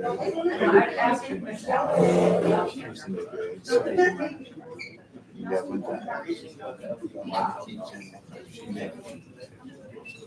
Alright, guys, hurry up, 2 minutes, we can keep going.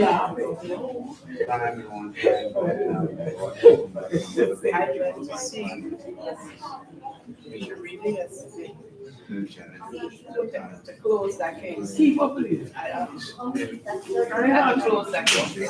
I have to close it. With 12 years. I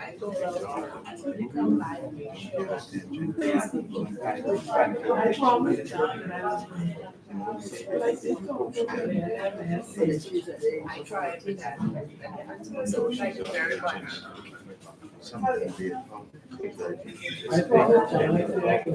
I can go to I get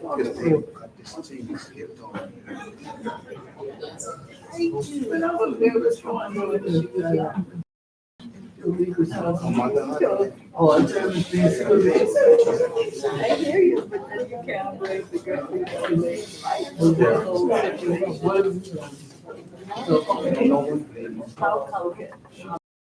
Okay. I wrote minutes myself twice, and last night I sent out.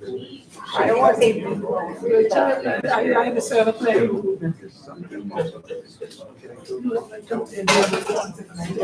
You know, I'm shocked. awful. They like to be nervy.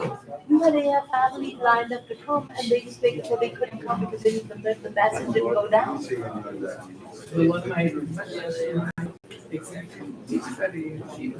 Yeah, no, your people have come, your people have come out. Right, so I chose, they have a license and left the education for the time off for that. That's an education, I am shocked. That's exactly. How are we gonna fix our problems if we don't respond? Okay, and that's what they do right now, right now. I love this school. You know, she resigned, she ran to Canada, 3 years, they was paying. Now they tell them on a shield, they want $100 and something thousand. You must be But what I'm joking. saying is if I send you a resignation letter, you can handle all the receipt of the letter. Oh my God, these haven't answered me yet. Cyber crimes unit keep calling to say, Alexandra, do you have a kind of permission? What kind of When nonsense? I get to any with the police, I can't get you, I go straight to the police. You know the permission, I knew the last one, I don't know this one. I wrote her, she didn't answer me. They never, that is one odd thing. They do not answer me. And I never get it. That's it. I said, what are we gonna do? She just answered last night. So I said, what about this one? I just said to me,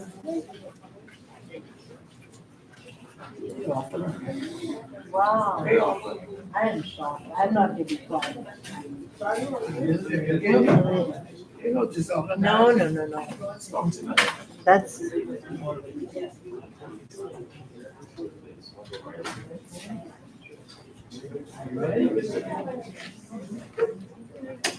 And the police really should have come. they should, well, no, they say they're coming Friday, but we haven't had confirmation. Yeah, but We haven't had, the commission hasn't given them permission, so me and Inspector Knowles McKee can't work. I don't like that. I don't work it. that's how they operate though, just like that. Even the prime minister, I think your teachers really All right, enjoy guys, it. let's go. even the prime minister. Come on And back. only time I get on Bring your television, food I if you say need to. whatever them they call. Prime minister say, if you with me tomorrow morning, I need to, You you start send me. messing up with the I videos. said, I Come gotta go on television to send you a public message. Teachers, they need to get Yeah, job. come on. Free though, you just pay $6 for that, did you? How's the food? Yeah. All right, let me go ahead and start it. You guys trickle back if you can. This is just a video to wrap up what we were talking about in terms of social media, overexposure, what goes up stays up, your reputation, that sort of thing. Excuse me.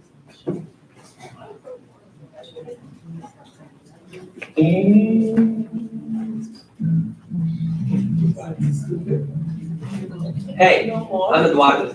I'm a junior at NHS. I'm not anything special, pretty normal.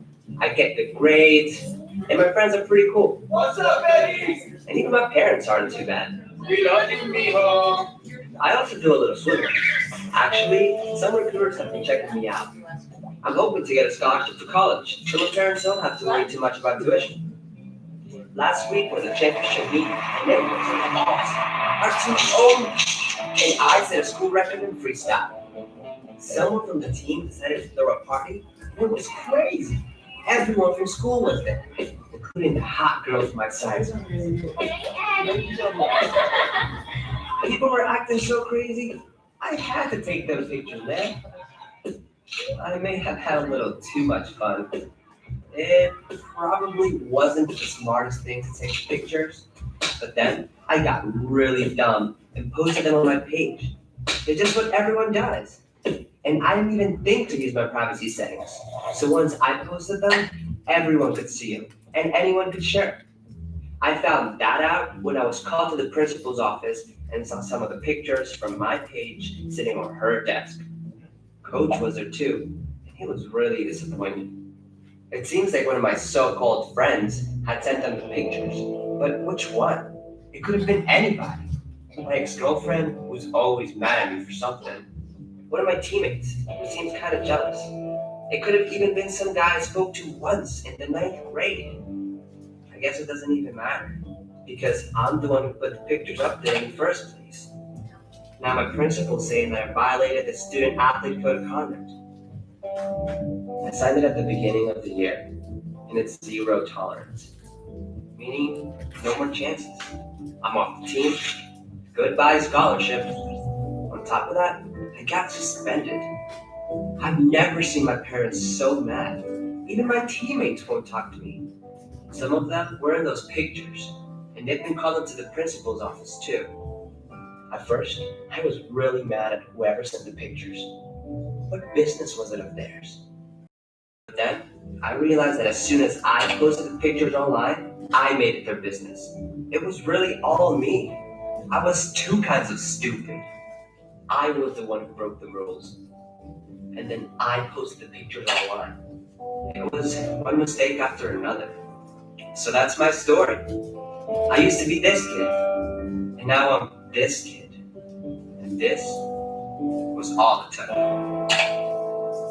that was just intended to kind of put a bow around what we've spent the last half hour talking about in terms of Eduardo.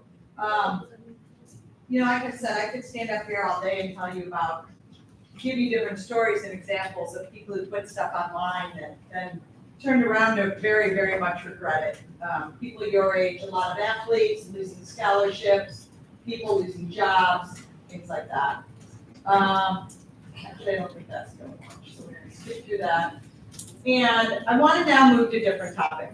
And it's kind of a heavy one, but I think it's really, really important for you guys, as young people, for all of us. Anybody can be anyone they want on the internet. Malik, do you have a question? What? Yeah, go ahead. We're gonna keep going though, so you can catch up. So anyone can be anyone they want. Have you heard the term grooming before? What does that mean?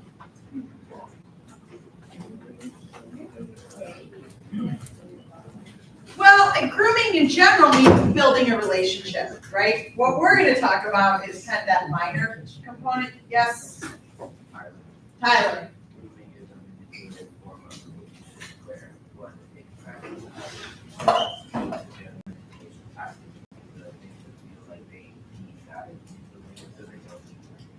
Yeah, good. Great description. So grooming that relationship.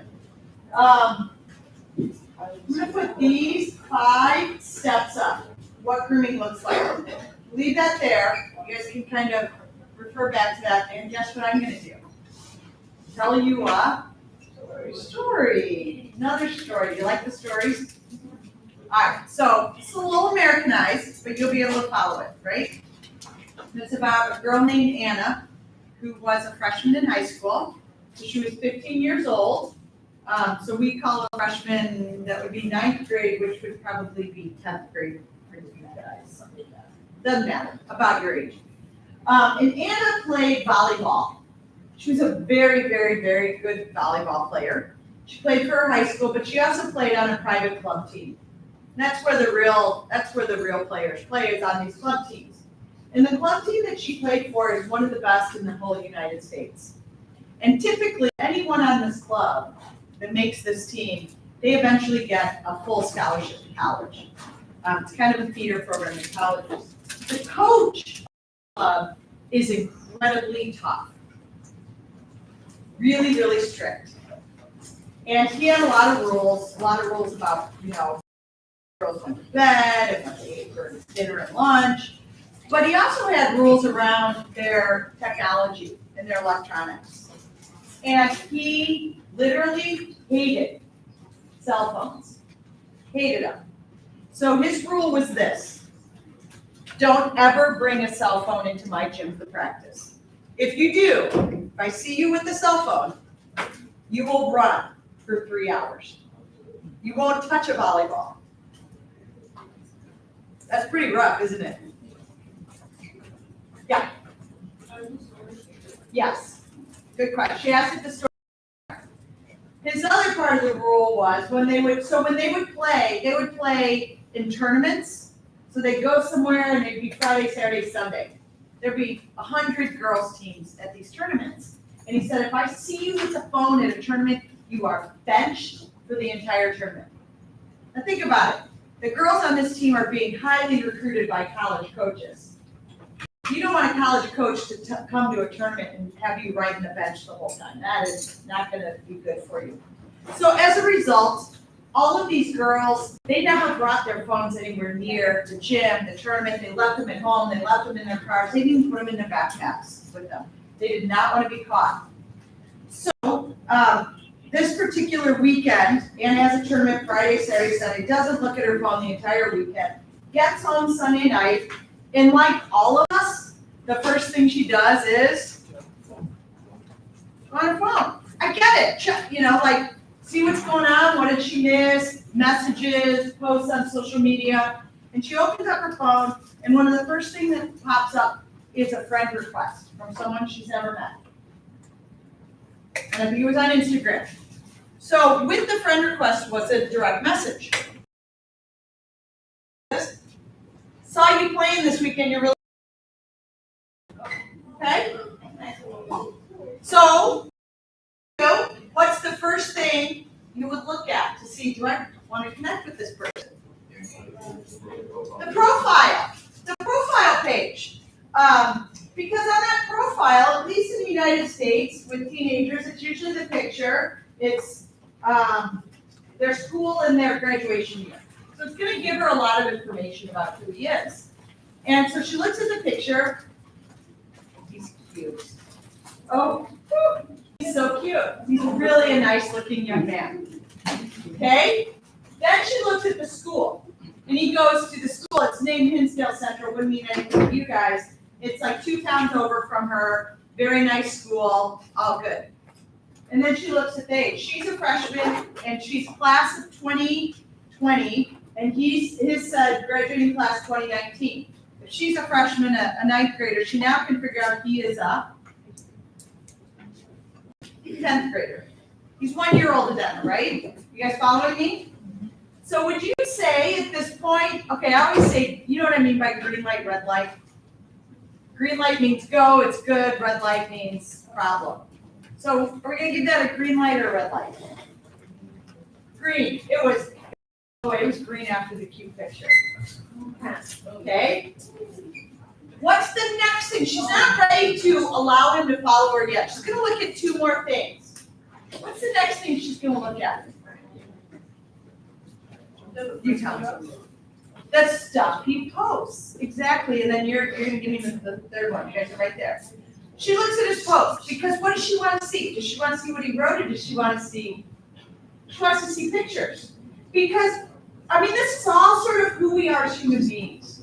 Like even when I meet, you guys looked at me when you came in this room. Who's this person that's gonna talk to us? What's she wear? What does she look like? That's just how we initially kind of evaluate people, right or wrong. That's kind of a human response. So now online, I can't see what you're wearing and what you look like, but I can look at all your stuff and look at your pictures. So she sees pictures of him with his buddies, him playing sports, him with his family on vacation, and then there's a couple, oh my gosh, a couple really cute pictures with this like fluffy, furry puppy dog. Isn't that cute? Green light, red light. Green. Okay, so the last thing is his followers. If he had 2 friends as a 16-year-old, would that seem weird? Yeah, that would be red light. He has about 300 followers, and they actually have a mutual. Right? Green light, red light. Green. Lets him in. Except she goes on doing what she's doing, no big deal. About an hour later, she gets a message, a DM. How'd the rest of your tournament go? She's like, yeah, it was good. We had a total of 5 games. We won 4, we lost 1. The coach from the University of Wisconsin was there, which is one of my dream schools, and I played really well when he was watching. He's like, cool, that's great, congratulations. Have a good night. She's like, yeah, thanks for asking. Done. Conversation over. Creepy? Yeah. Goes to school the next day, comes home after school, pulls out her phone. There's a message. And he says, hey, she goes to a school named Bennett Academy. And he goes, hey, a couple of my friends go to Bennett. What classes are you in? Maybe you guys are in the classes. Maybe you know each other. Which kind of tracks because when she looked at his friend list, they had a mutual. So she's like, yeah, I'm in freshman English. I'm in honors algebra. I take Spanish. And she lists all her classes. So then she says, well, what classes are you taking? And he's like, yeah, I'm in geometry. I'm in physics. I'm in U.S. history. And all of his classes sounded like typical sophomore high school classes. Couple more messages, and then it's like, hey, I gotta go to baseball practice. I'll catch you later. She's like, yeah, cool, no big deal. Normal? Yep, no flags there. So this continues across the week, but every day, it gets a little bit longer, a little bit more in depth. But it feels normal. So I'm telling you the story. Now we're all going to kind of step out of the story. Y'all can step out with me. We're going to talk about psychology for a minute and human nature. So if I sat down with you today, like if you were sitting over there eating, I sat down, I would probably ask you like pretty high level, like, do you have any brothers and sisters? What year are you? What do you want to do? That would be normal, right? Because I don't know you. But I'm not gonna ask you super personal questions. Or I'm not gonna sit down and be like, hey, I got to tell you about what your kid did yesterday. You'd be like, hey, creep.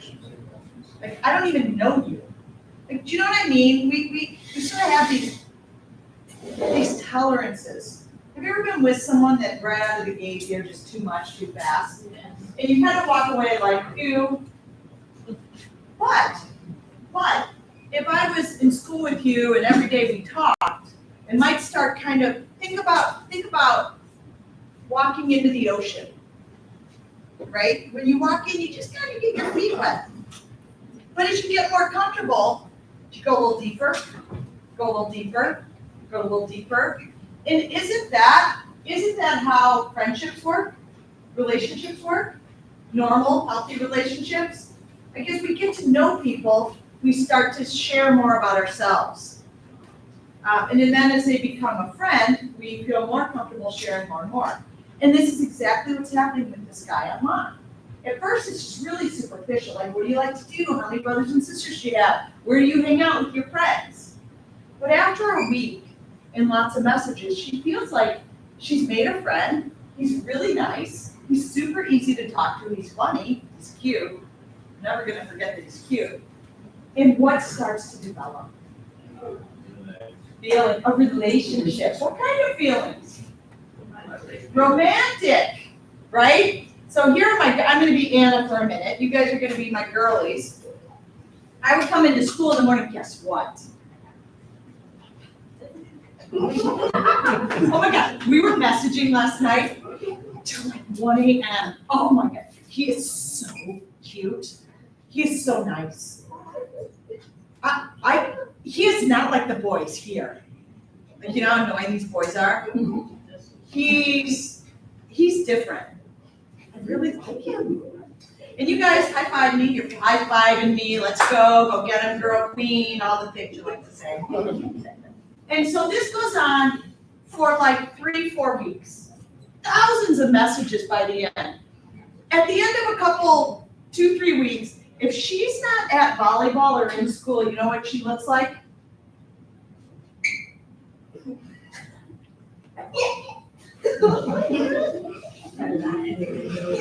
All the time.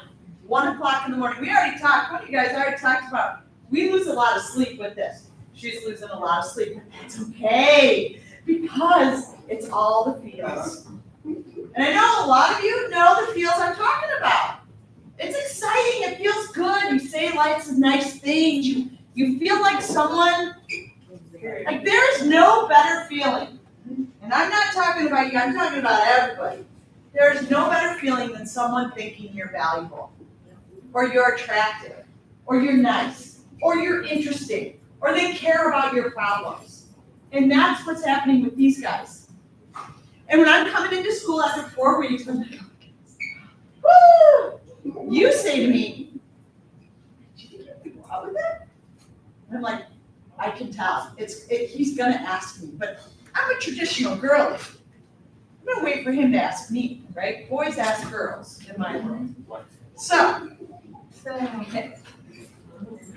All right, so now, guys, now look at me. I am a human timeline, right? Right here is Wednesday of 4 weeks of thousands of messages. He's my man. He gets me like no one else ever had. He's my soulmate, this person. Okay? So on Wednesday night, about 9 o'clock, we're firing our messages back and forth. Anna, do you think you want to go out sometime? I'm like at home like, so I come, yeah, that'd be cool. How about a week from Friday? That's down there by my flag. A week from Friday, we'll meet at the mall. Okay, that's great. We can maybe grab something to eat, see a movie, or just hang out and talk. She's like, sounds great. Going to school on Thursday morning. You know where I'm going Thursday morning. Guess what? Guess what? He asked me out. Slide. Can I borrow your pink dress? Sure. Okay. And will you come do my hair before? Because you can. Yeah, all right, cool. All right, so back to my timeline. On Thursday night, we're messaging back and forth. And he says, Anna, I gotta tell you something. Yeah, sure, what's up? I'm not really 16, I'm 18. Okay, time out. I'm all in for what you said, red flag. To you. This is so important. I'm so glad you said that. This is what I want you guys to get. For Anna, at this point, what's involved for her? Her feeling, her heart. For you, I'm just some goofy lady telling you some silly story about some girl in the US you've never heard of. Do you have any emotional feeling towards this? No. So you can just see this all. There's problems here, right? But what I want you to see, and this is so important, I'm so grateful you said that, is that when you're the one in it, once your emotions get involved, do you make good or bad decisions? That's what everyone says. But here's the deal, you guys are so smart. I said that to your teacher while you went on break. You are awesome. You're the best group I've worked with. When our feelings get involved, it's not that we automatically make bad decisions. Well, we make decisions. We've got a brain and we've got a heart. And they don't always agree, right? So he's working with his brain when he said red flag. Me as Anna, I am all driven by my heart. And if I listen to my brain on this one and I say red flag, what's gonna hurt? Your heart. So as human beings, you know what we do more often than not? Our brain works to protect our heart. Does that make sense to you? And it's not that you categorically make bad decisions, it's that your brain works to protect your heart, which ultimately leads to, more often than not, a poor decision. Do you see that connection? Does that make sense? So what she does, and it happens in her brain in a split second. It's not even like conscious. Her brain kind of goes, you know what, no problem, you're my brother. He's a senior, I hang out with him, no problem. A couple of my girls on my volleyball team are my best friends, and they're seniors, and that's no problem. No big deal. Because if I really start to evaluate it with my brain and not my heart, you know what I'm gonna think? Why on his profile did he put class of 2019 when he's really class of 27? Like, why would he lie on his profile? Now I'm not gonna like those answers. My heart's really not gonna like those answers. Right, so we as humans kind of make our heart feel good. So she's kind of like, yeah, no big deal. That's cool. No problem. I don't come in on Friday and go, guess what? I just kind of like slide over it. You know what I mean? So we go on the rest of the weekend, Friday, Saturday, Sunday, Monday, Tuesday, Wednesday, Thursday, because what's tomorrow? The date. What's different about tomorrow? Get to meet him. Mm-hmm. And when I meet him, I'm going to see him. Go back. Remember that slide a couple ago that said anyone they want online? Can anyone be anyone they want in person? No. Not really. Like if I told you right now I'm a 15-year-old boy, would you all believe me? No. No. But if I was online and you never met me, and I approached you and I said, hey, I go to Queens College. Is that the name of the school? Yes. Would you believe me? Probably. So on Thursday night, you guys ready? Says, hey, Anna, I'm gonna tell you something. Uh-huh. You got it. I'm not 18, I'm 38. Okay, why did anyone in this room go, you should have been like, yep, knew it. So anyways, now, on Thursday night, she's like, why did he tell her? Because tomorrow, he looks like a 38-year-old middle-aged guy. There ain't get any around it. What I didn't tell you, let's walk back. You guys enjoying all my silly walking up here? So let's walk back on my timeline. This was Wednesday, right? I didn't tell you everything. On Tuesday, the day before he asked her out, at about midnight. And I want to tell you this, hear me on this. Every eye looking at me. Every single thing a predator does is intentional. It's on purpose. Nothing is random. He gets those messages flying. Do you know what I mean by flying?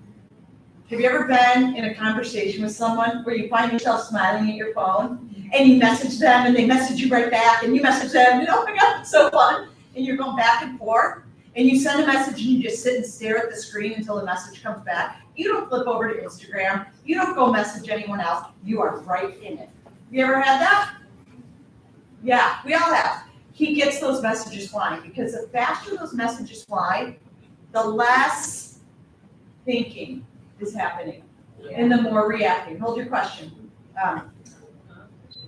And so he says at midnight, amongst all this flirting, feel good, oh, I like you so much, you're so cute, you're so fun, you're my person, you're my soulmate. He says, Anna, send me a picture. She lifts up her shirt, takes a picture, boom, sends it. Remember I told you we do things feeling safety in a relationship? That's what happened. Why? Let me ask you this. You now know more. You know he's a 38-year-old guy. You know he didn't want that picture because this is his girl. Why did he want that picture? Because he literally just wanted to look nude? Nope. Did he want that picture because he wanted to show it to his buddies and be like, dudes, check out what I got? No. Did he want it because he wanted to sell it for money? Nope. There's one word I want you to remember about this picture. Yeah, but I got even a better word. Power. Power. Say that. Power. Give me your oh. Give me that oh a little louder back there. Liam, make him Liam or Ian or Aiden there. Come on, give me an O. Give me an O. Thank you. Oh, no questions yet. But you guys, the reason why I'm up here looking like a goose with this timeline is because I want you to see this. He gets the picture on Tuesday, right? What happens on Wednesday? No, no. Listen to me. He asked her on the date. He's still playing the game. Then on Thursday, hey, I'm not 16, I'm 18. Did he need to use his power? No, because she's like, wait, I got you, no problem. Then, when he gets down here, he drops the money. He says, hey, I'm not 18, I'm 38. Did any of you wonder how Anna reacted? Anna went, ew! Oh! I am not meeting you. This is disgusting. You're a pedophile. And you know who's long gone? Your boy gone.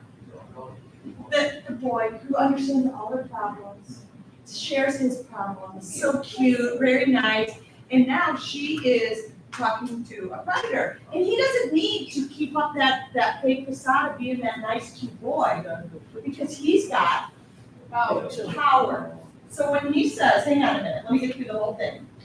When she says that, I'm not meeting you. You know what he says? Yeah, you are. Because if you don't meet me, that picture is going all over your high school. That picture is going to your volleyball coach, and I can guarantee you, he will kick you out of his program. That picture is going to the University of Wisconsin coach who's talking to you about a full scholarship. You're never going to see a college volleyball court. And by the way, just for fun, I'll send it to your parents too. And they'll kill you. Is that a pretty hefty threat? That, for her, he has just said, I will ruin your life if you don't come meet me tomorrow night. That is an awful position for anyone to be in, much less a teenager. It's awful. So I want you guys to look back up here. And I want you to see, I call this whole thing a predator playbook. It always works pretty much the same way. What happens is, now we're gonna take my timeline down here. I started at 4 weeks in, right, on that Wednesday and Tuesday. Well, let's go back to that Sunday night. Step number 1 for a predator in group is to meet and connect. He has to get her talking to him. He has to open her up. Not one of you noticed what he did. I said a few minutes ago, every single thing a predator does is intentional, is by design. Saw you playing, you're really good, let's connect. He did 2 very, very subtle things that not one of you noticed. Number 1 is he created a sense of familiarity. I saw you playing. She, like our brains immediately go, oh, he was at the game. He has a reason to be somewhat associated with volleyball, whether it was his sister, a friend, whatever. So that, remember, if we say here's her guard, when she looks at that first friend request, in order to get that nude from her, he needs to get her to drop her guard all the way down, right? He's not gonna do it that Sunday night, nor does he want to. But what he does want to do is he just wants to move her guard down a little bit, enough so that she's interested and curious to go look at the profile. Because he knows he has the profile set up well enough that if he can get her to go look at the profile, she'll let him in. So he says, saw you playing volleyball. He also said, you're really good. It's a little bit of a compliment. You know, we're humans. We like it. If he had said, saw you playing volleyball, you are the hottest girl in the whole gym, what would that do? Ew! Ew! Ew! But he just said, you're really good. Oh. Yeah. So let me go, and she was curious. Let me look at his profile. And you guys all told me exactly where to look. And everything tied out. Now, he's past number 1, he's on to number 2. He spends 4 weeks talking about fights she got in with her friend and how her mom is such a pain in the butt and her coach is so demanding. And he shares his stories about a biology test he bombed and baseball is stressing him out. And that's how we build relationship. We build relationship to a point of trust. The first time I sat down with you, did you trust me? No. Look at you two. You two trust each other, don't you? You tell her anything. Would you do that the first day you met her? No, but you build a relationship and you get to a point of trust. Trust happened around that Tuesday. As soon as he felt like she's all in, and and he's prompting her like, yeah, I've never really talked to a girl like you. I know, you, like, yeah, it's different with you too. Like, I can tell you anything. Like, you get me. Those are all indications of trust. So as soon as he feels like he has trust, then he goes for the picture. He goes for the power. And all of it is designed to get the power. And then once he gets the power, now he can kind of launch the project of let's meet. Do you see how this works? Where, out of 1, 2, 3, 4, 5, where can she best protect herself? Number 1. And I'm going to tell you, that's about the only place that you truly can protect yourself because of that emotional component. Once you get into number 2, your emotions are starting to get involved. And it's not because you're a student, it's all of us. In this story I tell you, we could put it, I deal with people that are 70 years old that lost their spouse and they're lonely and they're scared and someone meets them online and it's the same exact thing. It doesn't matter if you're 13 or 70. We're vulnerable to it because we have feelings and we're human beings. But let's go back to 1. I want to say one thing I did with my children. They're now 27, 24, and 21. And I had a rule for them until they went to college at 18. I can pick up your device anytime I want, which I never really did. and I can look at anyone you're connected to. Anyone, whether it's on social media, it's in WhatsApp, whatever. And you should be able to tell me 3 things about this person. Nate, who's Leah B22, who you're snapping? Sits next to me in math class, plays on the volleyball team, lives on Main Street. 3 things. They don't have to be 3 deep, dark secrets. 3 things. Enough to let me and Maeve know that Leah is online who she is in real life. The place this gets complicated is in gaming situations. We're going to talk about that in 2 seconds. So that's really where you have to take a look. For some reason, we as humans have decided that we are going to vet someone. Do you guys know what the word vet means? Make them odd. No, it means check them out, Oh. right? We're gonna make sure they're okay. We have to stop vetting people looking at profiles, pictures, and friend lists. Because every single one of those can be manufactured, meaning I can make them up. I could go home today and make an Instagram account that makes me look like I am a 15-year-old girl that goes to Queens College. And I can populate it with pictures, and I'll tell you, I can send out friend requests, get plenty of people to accept my friend request so that I do have a legitimate looking account. And I get people to accept the friend request because so many of you are consumed with your numbers. Like I want to drive my number of followers up. And there's such an emphasis on like, well, the more followers I have, then the more power I have. No, the more followers you have, the more vulnerability you have. So that's important. Where does this happen? In public. You know, I don't want to diminish, this happens out in the real world, just walking down the street, not online, but in public, on online games, social media, friend requests, direct messaging. Now, boys. Liam, do you think this story I told you, well, it's interesting, and it was entertaining enough. Is it a boy problem? Is it just mainly a girl problem, do you think? No?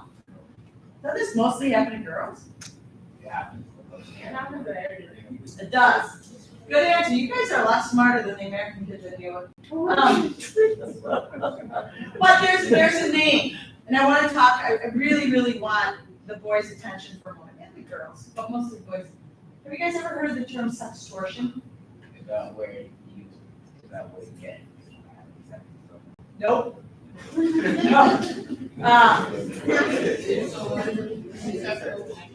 Nope. How many of you guys game? Raise your hand. Every boy's hand should be up. And girls. So, sextortion is something that has become in the last 5 years the number one danger to males, to teenage males. Period, end of sentence, mic drop. The number one danger to young men in our world is what's called sextortion. If that's your number one danger, and not one person in this room knows what it is, we've got a problem, don't we? How do you protect yourself from something that you don't know what it is? Well, let's first understand what it is, right? That should be, someone should be raising your hand and say, Liz, stop calling us that, tell us what it is. Go ahead, tell me what it is. So sextortion is the same playbook, right? But here's the difference. There's a me, wait, let me go back. Sorry. There's a me, but you know where the me, with Anna, it happened on social media. For boys, for this danger I'm talking about, it happens on gaming platforms. And gaming platforms are the number one places overall that predators meet their victims. Because the gaming world is really set up for this. Games are designed today to be multiplayer, meaning you play with anybody, anywhere, anytime, right? You play with me next week when I'm back in Chicago. Anybody, anywhere, anytime. And also, the games are designed so that you guys, in most of the games, you collaborate and you strategize and you team up with other people, right? Think about Fortnite. If I played Fortnite, would I get farther teaming up with you or playing solo by myself? What? Wouldn't I get better? Wouldn't I do better if I have some alliances? Well, okay, so here's the thing, if I'm a sextortionist, I'm gonna make sure I'm really, really freaking good at the game. Because that's one of my superpowers to harm you. So that if you play Fortnite, I'm gonna suddenly appear and be working with you, and you're gonna experience more success in that game than you ever have. And so you're gonna start to connect with me. And you know what else I'm gonna be? I'm gonna be a really, really attractive 15-year-old girl. You gonna play with me some more? Yeah. Yes. Thank you, Tyler, for your honesty. I mean that. I'm not joking. Right, so now I got my meet, my connect. We connect, when we start talking, I'm gonna flirt. And I'm gonna tell you, Tyler, you are so cute. Tyler, you got a girl right now? No. Hey, be sure. But you see what I'm doing, Tyler? And maybe after a week, we game every day, we flirt a lot, and we're kind of a couple. Okay, now Tyler, I'm gonna move on. I build your trust, right? Hey guys, I build your trust. You're telling your boys over there, like, you should see this girl. This girl I'm dealing with. She's hot. And she's mine. So, as a lot of these relationships do, I send you a nude. You didn't ask for it. Tyler, wink, wink. Send it. And then you know what I do after that? Hey, baby, send me one back. I have. You know what I have done a little bit?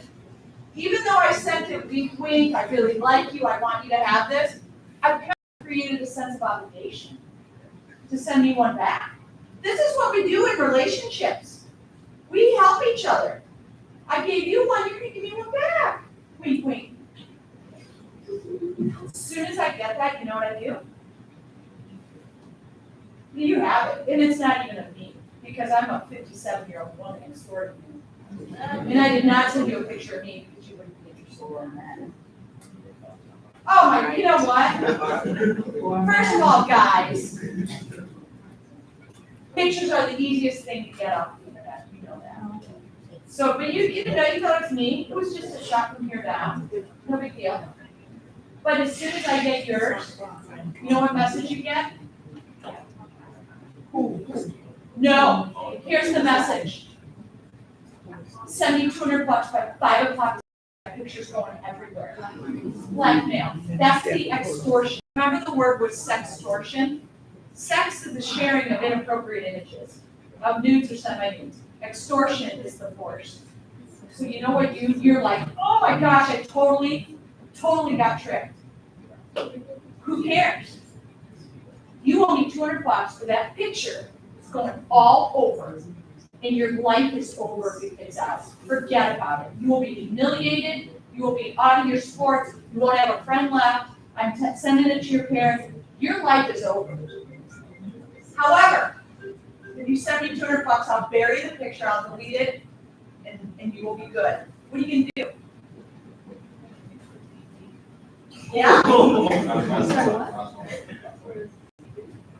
You're gonna take the chance by reporting me to the police that I'm gonna release that picture. Because what we learned about 10 slides ago is what goes on stays online. You want that picture floating around for the next 20 years? So most kids will try and find $200. Take care of the problem themselves. Pay me off, get on with your day, right? So let's say you do that. You somehow come up with $200. These guys all helped you out. They did, they're great buddies. And you send it to me. And I ask for more. And that's when you realize, I got a problem. Yes. And this is sextortion. And you know what? I'm telling you, it's not some creepy guy on the other side of the island doing this. It is very formal rings in other countries. Rings. Yes. And they're not going after Tyler, just Tyler. They are talking to 100 kids at the same time. Yeah, yeah. So, you guys can't protect yourselves unless you understand what it is. Same with Anna. It was that Meet Connect. Here's the problem with gaming. Do I still have your attention? Remember I said 3 things about anyone you're connected to online? It doesn't work in the gaming world, does it? You play with people all the time and you don't know. So if I said only game with people that you know 3 things about, anyone gonna follow that rule? No, because it essentially means you're not gaming. And I know not one of you are gonna listen to me if I say stop gaming. So I'm gonna tell you, I'll look every one of you in the eye, as best as I can, and I'm gonna tell you this. Go ahead and game, but you better set really strong boundaries for yourself. I will game with people I don't know, but I will not get into relationships. I will not be manipulated. I will not give out personal information because that is step 1 to sextortion. You want to keep your feelings as far out of this as you possibly can. Because as we talked about, once those feelings get involved, it is so hard. It's so hard to get your brain to override your heart. Every single person in this room, including me, it's really hard. So you guys gotta understand what this stuff is. Yeah. So Tyler, you actually did say some really good things in there. I would go, what I heard from you is I'll go to the police, go to someone. If this does happen to you, don't send them a penny. Go to someone and ask for help. I don't care if it's your parents, I don't care if it's a teacher, I don't care if it's the police. Go to someone, it's what I call a trusted adult, and fess up. I got a problem and I sent a nude. Because 2 years ago, within the course of 8 weeks, I had 3 different families call me with this problem. And 2 of those 3 families, the kids died by suicide. You know why? They felt trapped. And I'm telling you, these predators, they'll say everything, they'll throw it at you. Your life will be over. You'll be humiliated, you won't have a friend left, your parents will kill you, you'll be kicked off your team. They're gonna throw every threat at you they wanna make you feel like you are back in that corner with no options. So that the only option is the option they're offering you, which is to pay them or to eat them or whatever they're demanding. But here's what I know. Remember I said, these guys are talking to 100 kids at one time, grooming them all, having conversations. What I know is that if that threat comes at you and you just put your phone down and you block them, yeah, are they really gonna release that picture? Research shows they don't. Because all they're trying to do is threaten you to get the money. They don't really care about you, they don't care about ruining your lives, they care about money. And they got 99 other people that they're talking to that they're gonna get money from, right? It's a numbers game. If I start talking to 100 and I get pictures from 10, of those 10, 2 or 3 are gonna pay. And I'm on my way. So if it does happen to you, number 1, find an adult. Call me. Cyber Safety Consulting, send me an email and I will help. Go to an adult, go to a teacher, go to your principal, go to your parents, go to the police, go to someone. But immediately stop communicating and don't send anything. Here's the thing, and I'm so glad you said it, don't laugh at him. I am so grateful that he has the guts to ask the question that other people probably have on their mind sitting in this room. It's a great question. Could you say it again? He said, what if I send him a fake one? I don't care, don't interact with them. First of all, they are the most manipulative people and they will run circles around you. And I don't mean to insult any one of you or your intelligence, but you cannot outsmart them. This is what they do all day, every day, and they're pieces of garbage. So here's what they say. I have had conversations with predators to learn about them. And you know what they tell me? As long as that child is typing into the device, they're in the game. Yeah. They're in the game. As long as I still have some connection to you, whether it's positive or negative, I have an opportunity to sway you. So I say, well, like kids say to me, well, I just tell them to go pound sand, and I'm not talking to you, and go talk to someone else. Well, you know what you're doing? You're still talking. And they're still responding, no, you misunderstood me. I really do care about you. And you know what? They start to break you down. Stop, put the device down, don't communicate another word and ask for help. That is your only option. You cannot outsmart them. I wouldn't do it. I really wouldn't. I would, and this is my business. I would stop and I would go to, for me, I would go to my police officer buddy that's a detective in high technology crime. I'm thinking about it. If you did send a fake one, wouldn't that technically be a detriment? It gets very messy, right? Because remember, Tyler, what does he still have?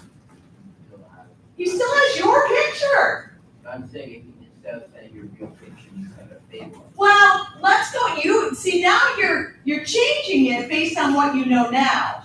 But in the real situation, the moment you sent that picture, your feelings were all in. You were flirting with the cute girl. You're good. You've been showing these guys, look at my girl. You will never get a girl as hot as her, right?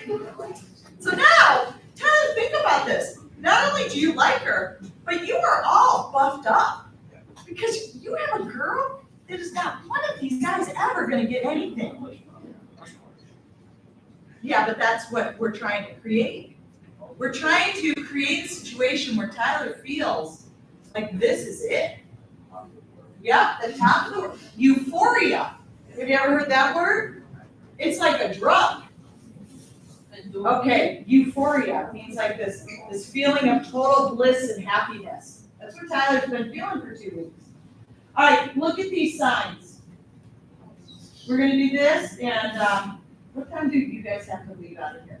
12 o'clock is 11 p.m. Are you anxious to go? Have you had enough with me? All right, for that, we're going to 12:15. What? You like this? That sounds fun.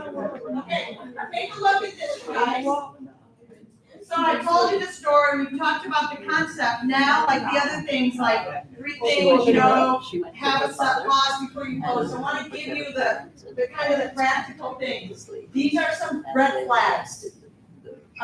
Says they are the same age as you. Or what they agree with everything. Hey, what's your favorite band? You like Taylor Swift? Beatles. She's so cute. I love her. I love the Beatles. So everything you say, another trick of a predator, which you wouldn't know unless I told you, is that they often offer you information first. Very simple, watch this. My name's Liz, what's your name? Sky. She didn't think, I just got her name. I'm from Chicago, where are you from? Just found out where she lives. Because as human beings, because, you know what, it's almost a disadvantage sometimes that you guys are very kind and polite. Because when I tell you something, we as humans feel like you owe me. You didn't think in your head, oh, I owe Liz an answer. It just happens, right? I'm 57, how old are you? Oh, now I got good. But, so that's something they do. The other one, I want you to move off platform. You know what that is, Tyler? That means when they go onto a website where they report their content.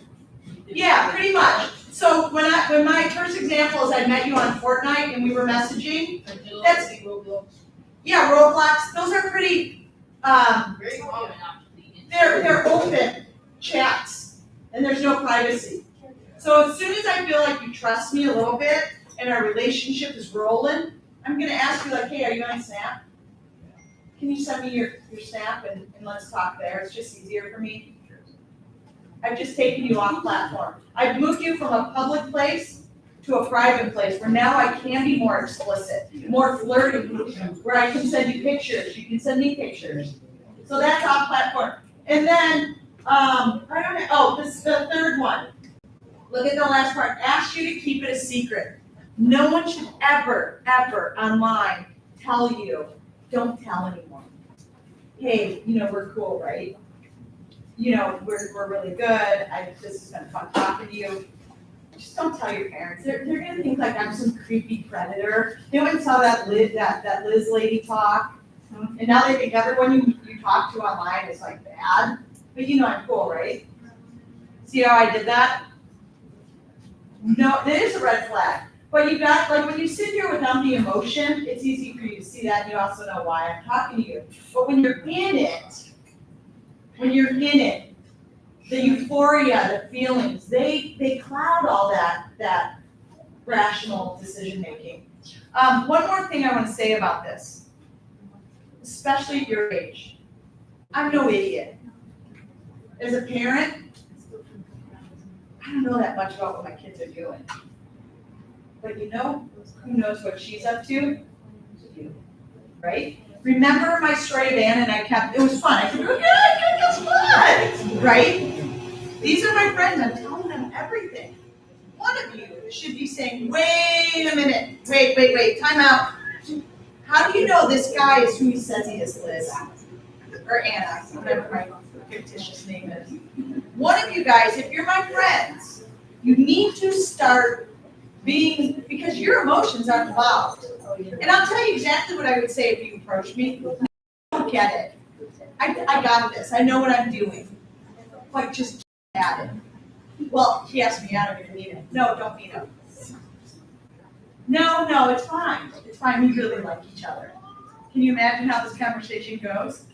And if you still can't get anywhere, go to your parent, a teacher, a principal. I'm very worried about Liz. She's talking to someone online and she's going to meet him. And you're like, wow, I can't go tell my friend. Yes, you can. Because when you come back on Saturday and your friend's gone, and you knew it, it's a tough thing to live with. And I'll tell you, I'd much rather have my friend be safe and hate me than have my friend not hate me and be gone. And 3 years ago, I did a presentation in Washington, D.C., and the people who hired me said, we're going to have someone else present with you, and this person's been, was abducted. I'm like, oh, okay. Never really met someone. I know all the stories, but someone who actually got taken. And so this woman presented, and I stood on the stage, and she told her story to the audience, and I almost got sick. It was so upsetting. It was exactly, she was 13. She met him online. They talked for 3 months. She felt like this was her best friend. He lived in Virginia. She lived in Pittsburgh, probably about 4 or 5 hours away. He says to her, hey, my grandparents, it was around Christmas time, my grandparents live in Pittsburgh by you. Oh, that's so cool. Yeah, maybe we could actually meet. She's like, that'd be cool. He goes, all right, tell you what, I will come over to your house on New Year's Day at about 1 o'clock. Just come outside at 1, I'll be there. Don't tell your parents, because they're gonna think like I'm a creepy guy, but you know I'm like your best friend. And she's like, yeah, totally. Like they brainwash you. Yeah, you're right. My parents would never, yeah, you're right. So at 1 o'clock on New Year's Day, you know what she did? She walked out of her house, there was a car, she walked up to the car, grabbed, pulled in, driven to Virginia, put in a basement, sexually abused for 2 weeks, in a basement, and she knew, she stood up there and she said, I knew when he was done with me, he would kill me. Because what's he gonna do? Say, okay, go home. And sure enough, well, not sure enough, what happened was, the FBI put out a missing child kind of picture, and he was, I don't get this, and it happens all the time, he was on a chat on the dark web with other predators. And he was bragging about this girl that he abducted from Pittsburgh. And someone on the chat group saw the picture and called the police. And the FBI stormed into the house and saved the girl. And she prosecuted him, he went to jail, and she's standing right next to me telling me. And I'm like, what? I didn't catch the last part. The predator and that child would be in good town.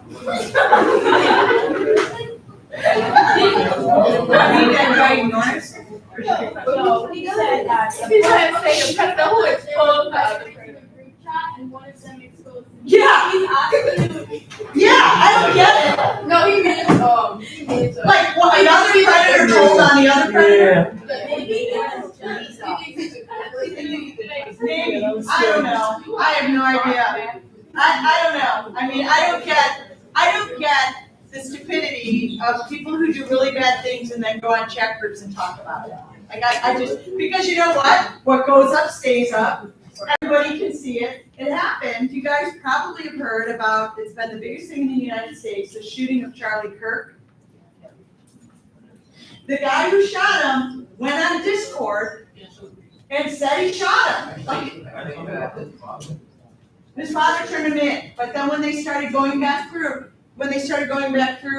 his history of activity online, they had found texts and comments where he said, yeah, I did it.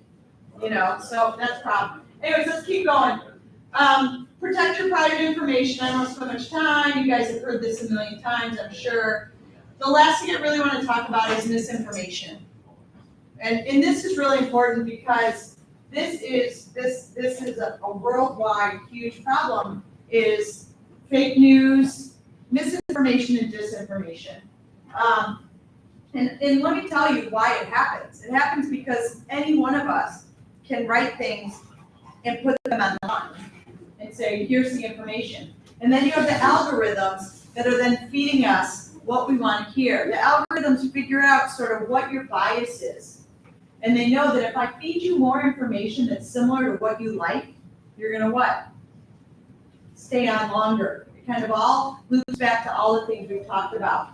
So it happens, and you know, how many of you feel like you get your information from social media, from TikTok, Instagram, and you just flipping your wrist, you kind of, yeah, I mean, the percentage of people that get their news from social media is ridiculously high because it's not a reliable source.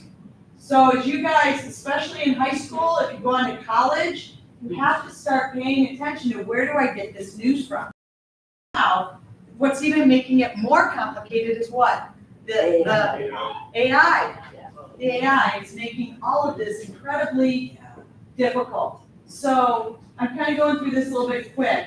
What are the effects of misinformation and disinformation besides kind of ruining our world? Is that it literally can destroy a person's reputation. You know, spread some fake news about someone, and people share it, and people believe it. And the more it gets shared, it's even hard to talk about. Never forget. In terms of our politics, is that, like in the US, it's like we really question whether we have the ability to have free and fair elections anymore. That's the root of democracy, is free and fair elections. Are they free? Are they fair? I don't know. In order to have free and fair elections and democracy and good government, is that we need to understand where people stand on issues, right? I want to know what the candidate I'm going to vote for really believes in and what they're going to do in office. But am I getting the real information? Or am I getting fake information that opponents are putting out there? It's so complicated. And as you can see, in the US at least, and not just the US, it's political violence is crazy. So this is the point I want to get to. When you see something online, remember, again, everything we talk about is part of this discussion from 9:30 this morning. The more exciting I can make it, the more clicks I'm going to get, right? So you want to be careful what you're doing. Before I read a story, it's like, oh my gosh, did you see that the guy who murdered this guy was far left? And then I share it to you and you and you because this is what I believe. And this ties out exactly with what my belief system is, so I want to share it. And I've shared it to 3 more people, and you guys shared it to 3 more people, and it's a numbers game. So before you believe something, before you share something, you need to do a little detective work and understand, you gotta verify your source, you gotta vet your source. This happens to even me all the time. I read something and I'm like, wow, I can't believe that. And before I believe it, I go verify it. And there's a couple different ways you can do it. Lateral versus vertical. So vertical reading means that I stay within that website or that post and I just keep going down. Lateral means I open up a new browser. And I do this all the time. I read something that seems like, I'm not sure if this is true. So then I'll go over and you know what some credible sources are. For me, I'll go look at like the AP, the Associated Press, which is typically a pretty reliable objective source, or the BBC, or in the US, I'll look at the New York Times and I'll Google that same thing. Maybe it said that, President Trump ate a dog for breakfast. That's crazy, is that true? I read it in a story, is that true? So then I'll go over to another, and I'll open up another browser and I'll say, President Trump eats dog. And I'll see who else is reporting on that. And if you can see that other reliable sources are reporting on it, then I believe there's probably some truth to it. Does that make sense? So it's kind of like, I tell you something far-fetched and you're not sure if you believe me, so you ask her, have you ever heard this before? Have you ever heard this before? Yeah, I heard that too. Yeah, I heard that too. Okay, so maybe there's some credibility to what I'm saying. But if you go to her, you two, you say, never heard of that. Sorry, you talk for 3 hours, see how you do.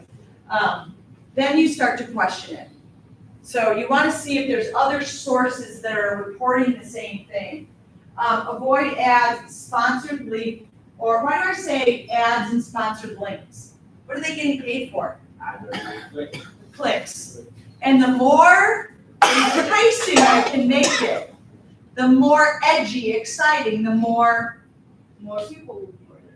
clicks I'll get. So do you see how that can spread misinformation and disinformation? Yep, Tyler?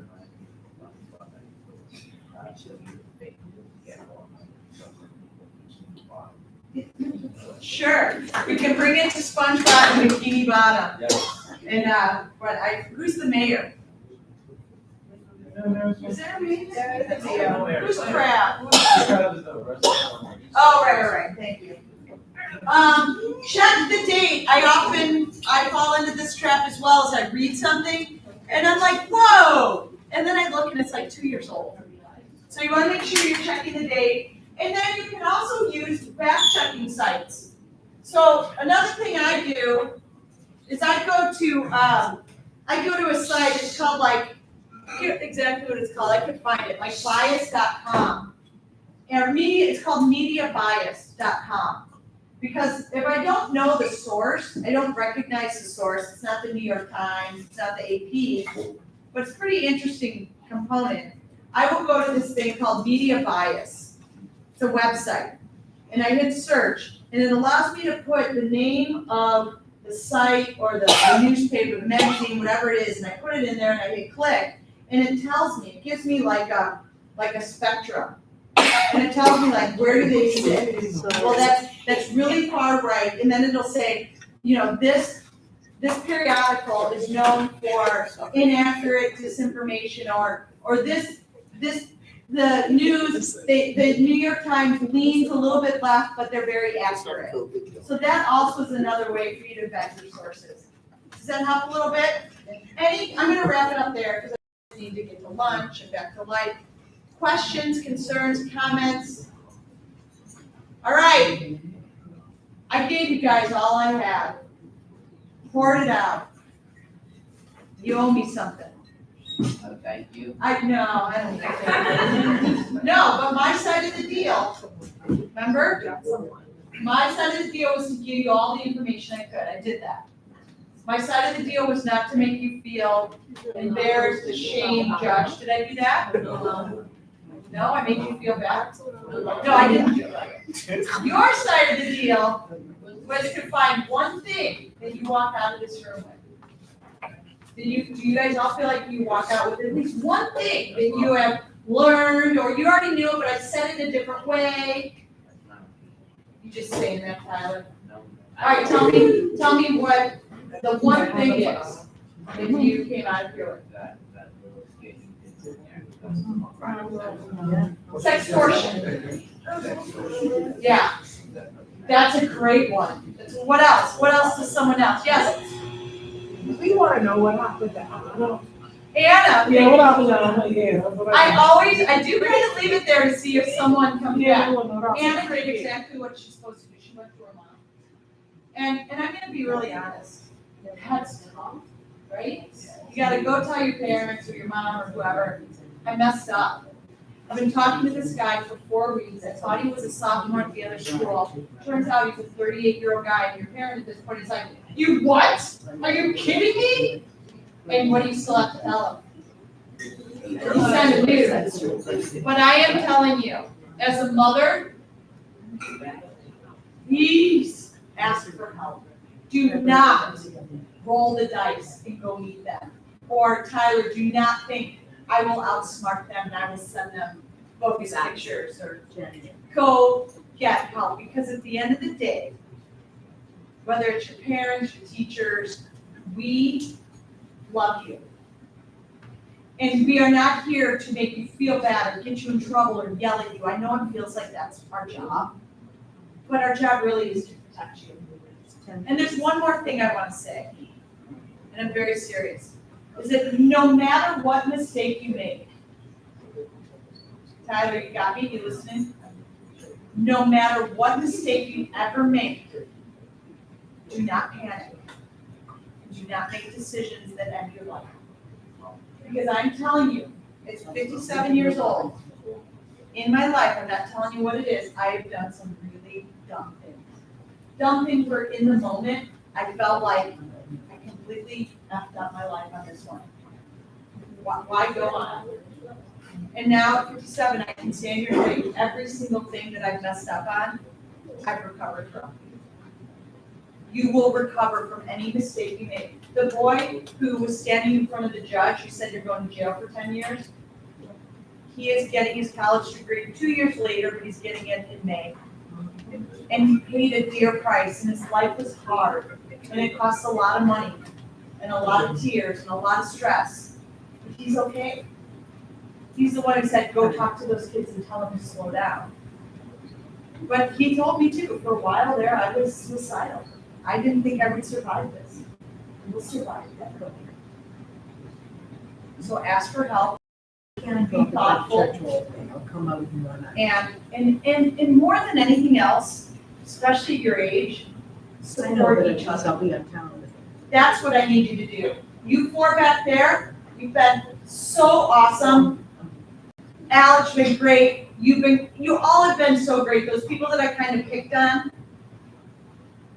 you are the leaders. Step up, help each other. Be positive online. You know, like if I could ask you to do one thing in the next day or two, send someone a compliment for no reason. You know, just say something nice to someone. All right, I'm hungry. Thanks, you guys, every day.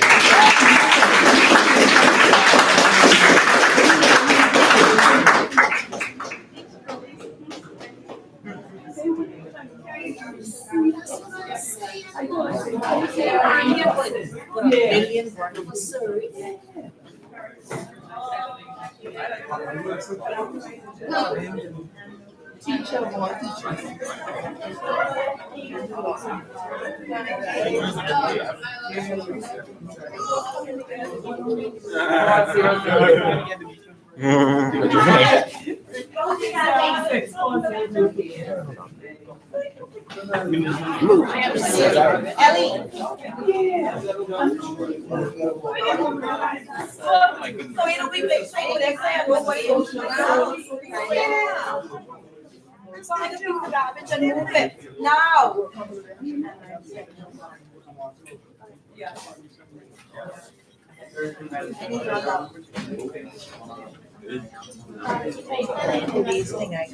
We still gotta wait to start.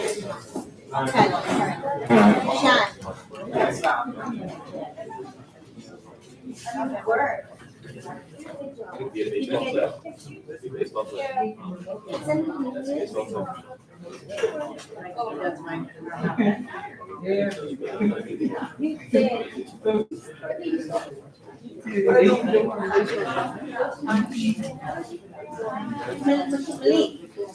I live in chicken. Everybody tell me that. Hey, the only thing that's causing is a problem might be.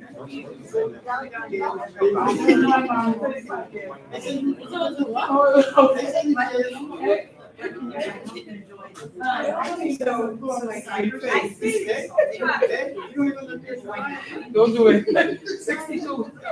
62. You do look younger, because I said, it's not.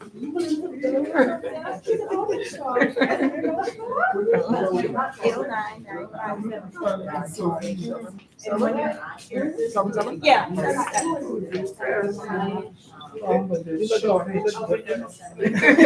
I tell my auntie that put on my. I put on my game face. Yeah. I put on my game face on time. I can't fly, yeah, can't fly.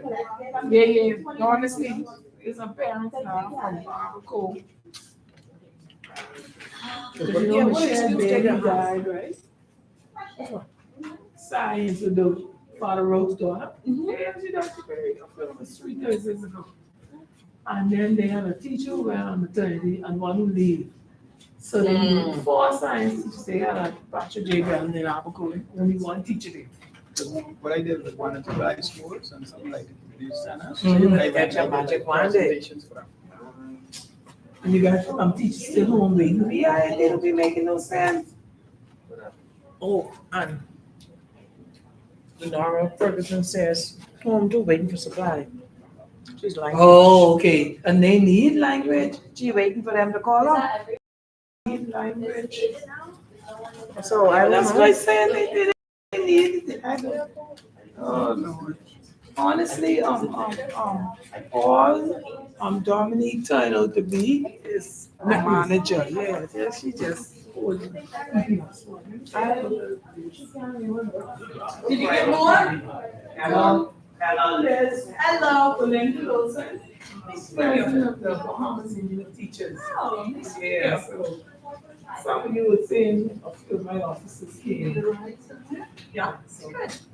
They'll be here tomorrow? Oh, great, great. Okay. You're 62.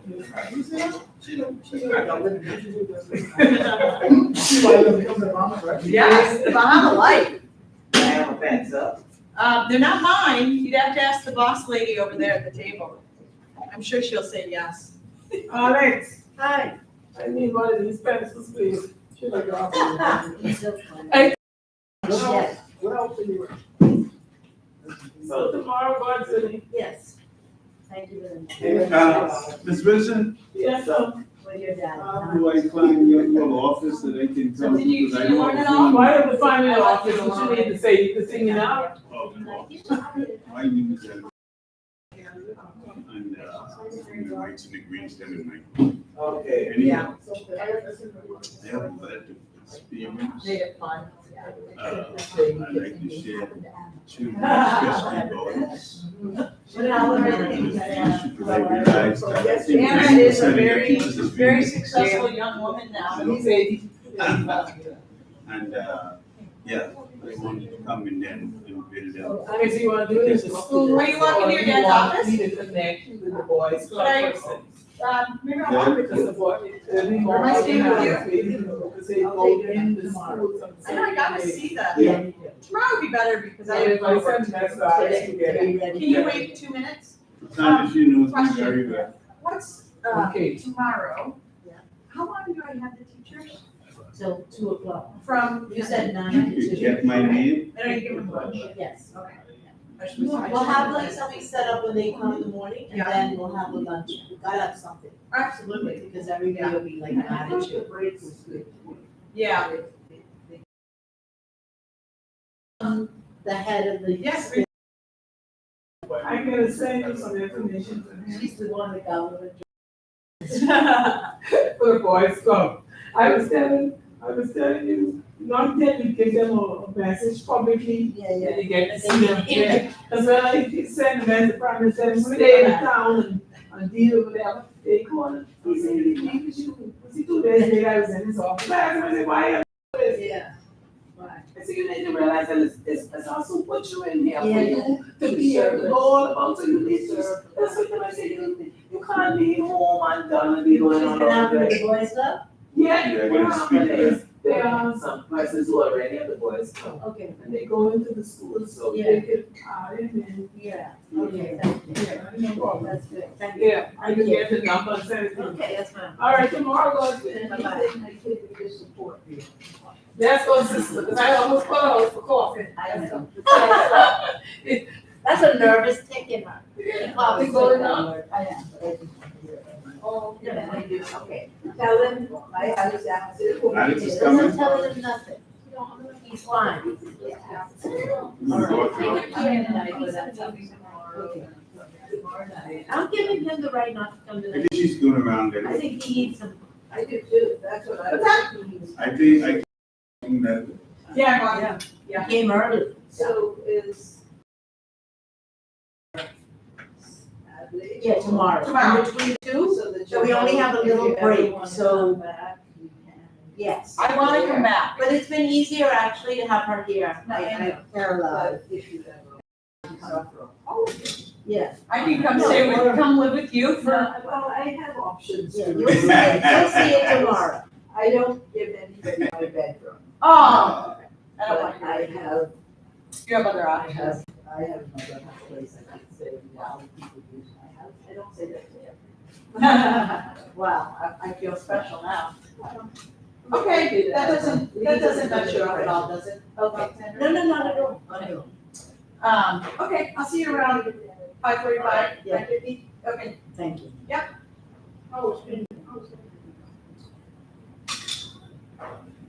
I wonder how Sandra's making with all this information, you gotta do this, and Who, you me? gotta do this, and you gotta do this.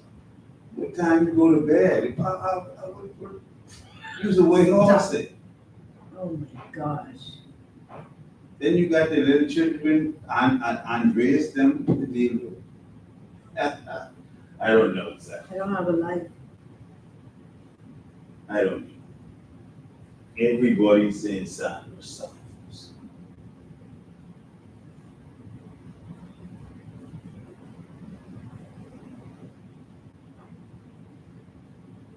Got catering thing to deal with.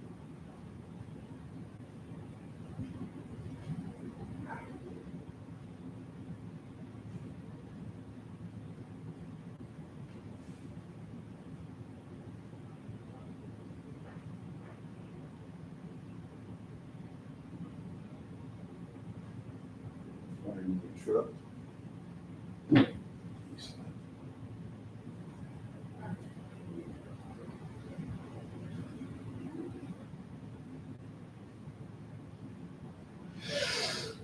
Oh. Yeah, no, I have an assessment, but somebody diagnosed with partial cancer. Oh, wow. So, yeah. If you went for drugs, they're supposed to be in the town market. I know the SEC. That certificate so badly. Yeah. They have to sit here that whole day though.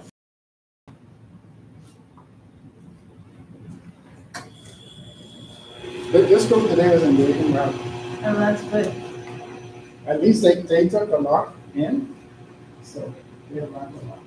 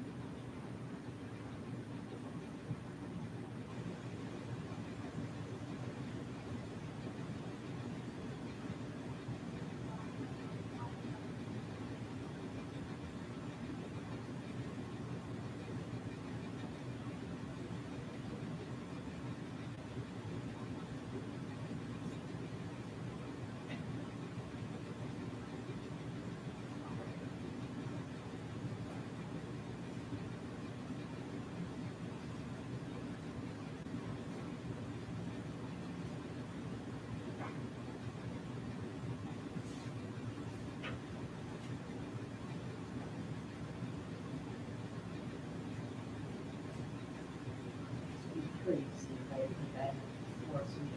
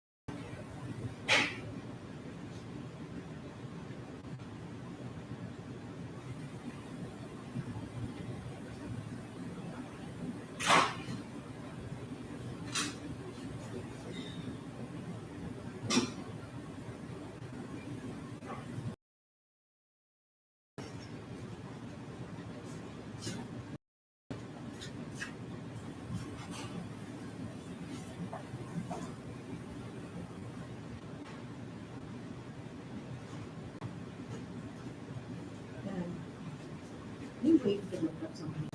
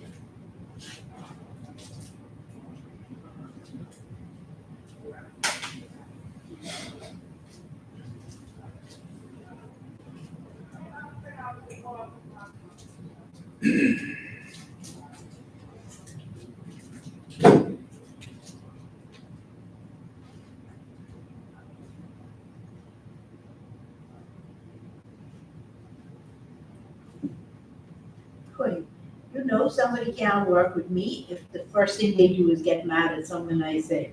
You can't work for me.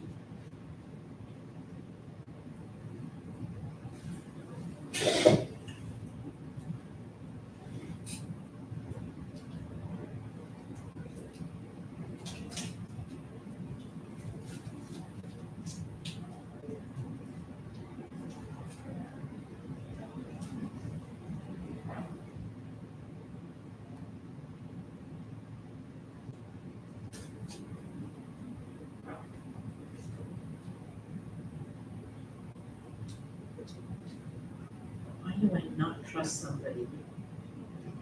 He can't work. He can't be the person they scream at to go to.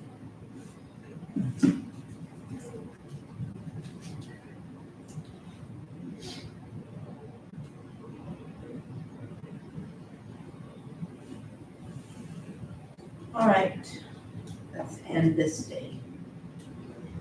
Charge my phone. My computer.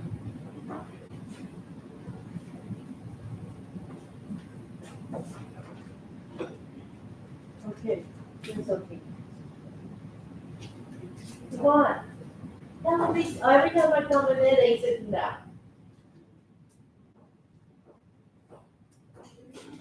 Yeah. Clean up and get ready for tonight. Good. It's open, so you have something here.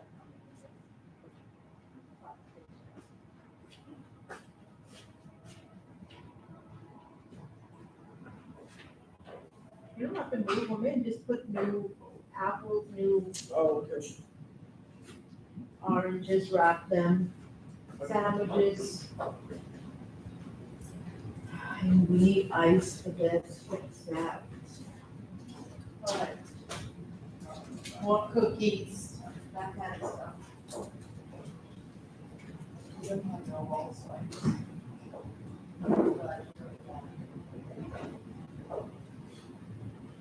I think I might cook this right when I come back. Good morning, this is Lincoln. Good morning. not tomorrow night, not tomorrow morning, all the teachers coming tomorrow morning. There's no kind of counting. So all those, for the South, it could be like we have a salary, big, not small. Have that ready, Steve Tuna, you will do that? That's what you do. Tuna's out, Steve Tuna. It's not. There should be about 50 teachers tomorrow.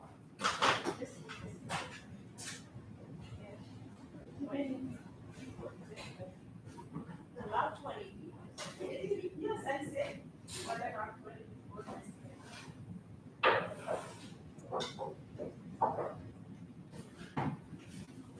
I can't get it. I can get mad at me already.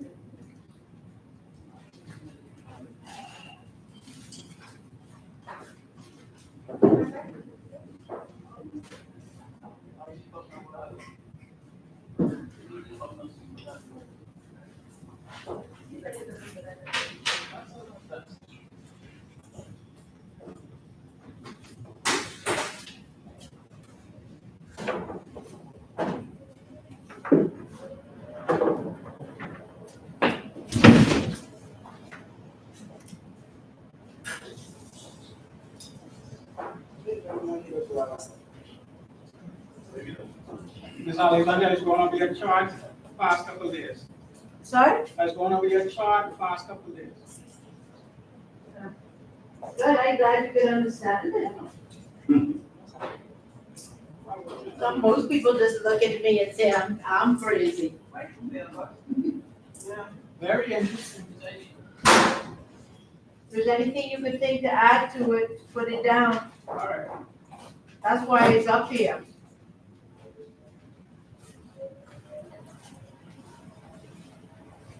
I know they used to have an app that you could like go through. Apps. Yeah, I think was, they had an app where we could like charge this for the app. yeah.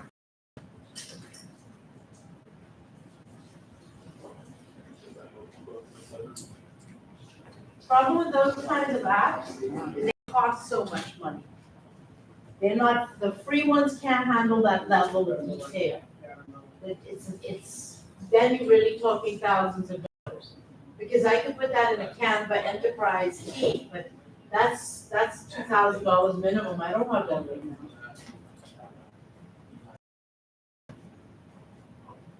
Can we clean up a little bit? Like,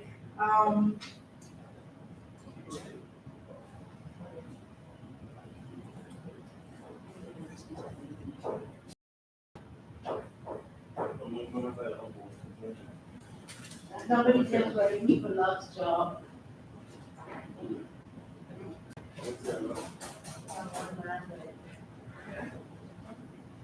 He sent me his resume.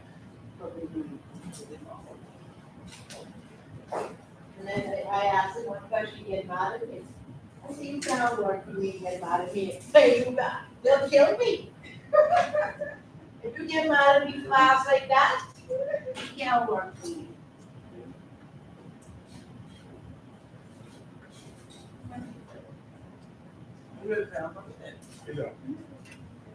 Weekend.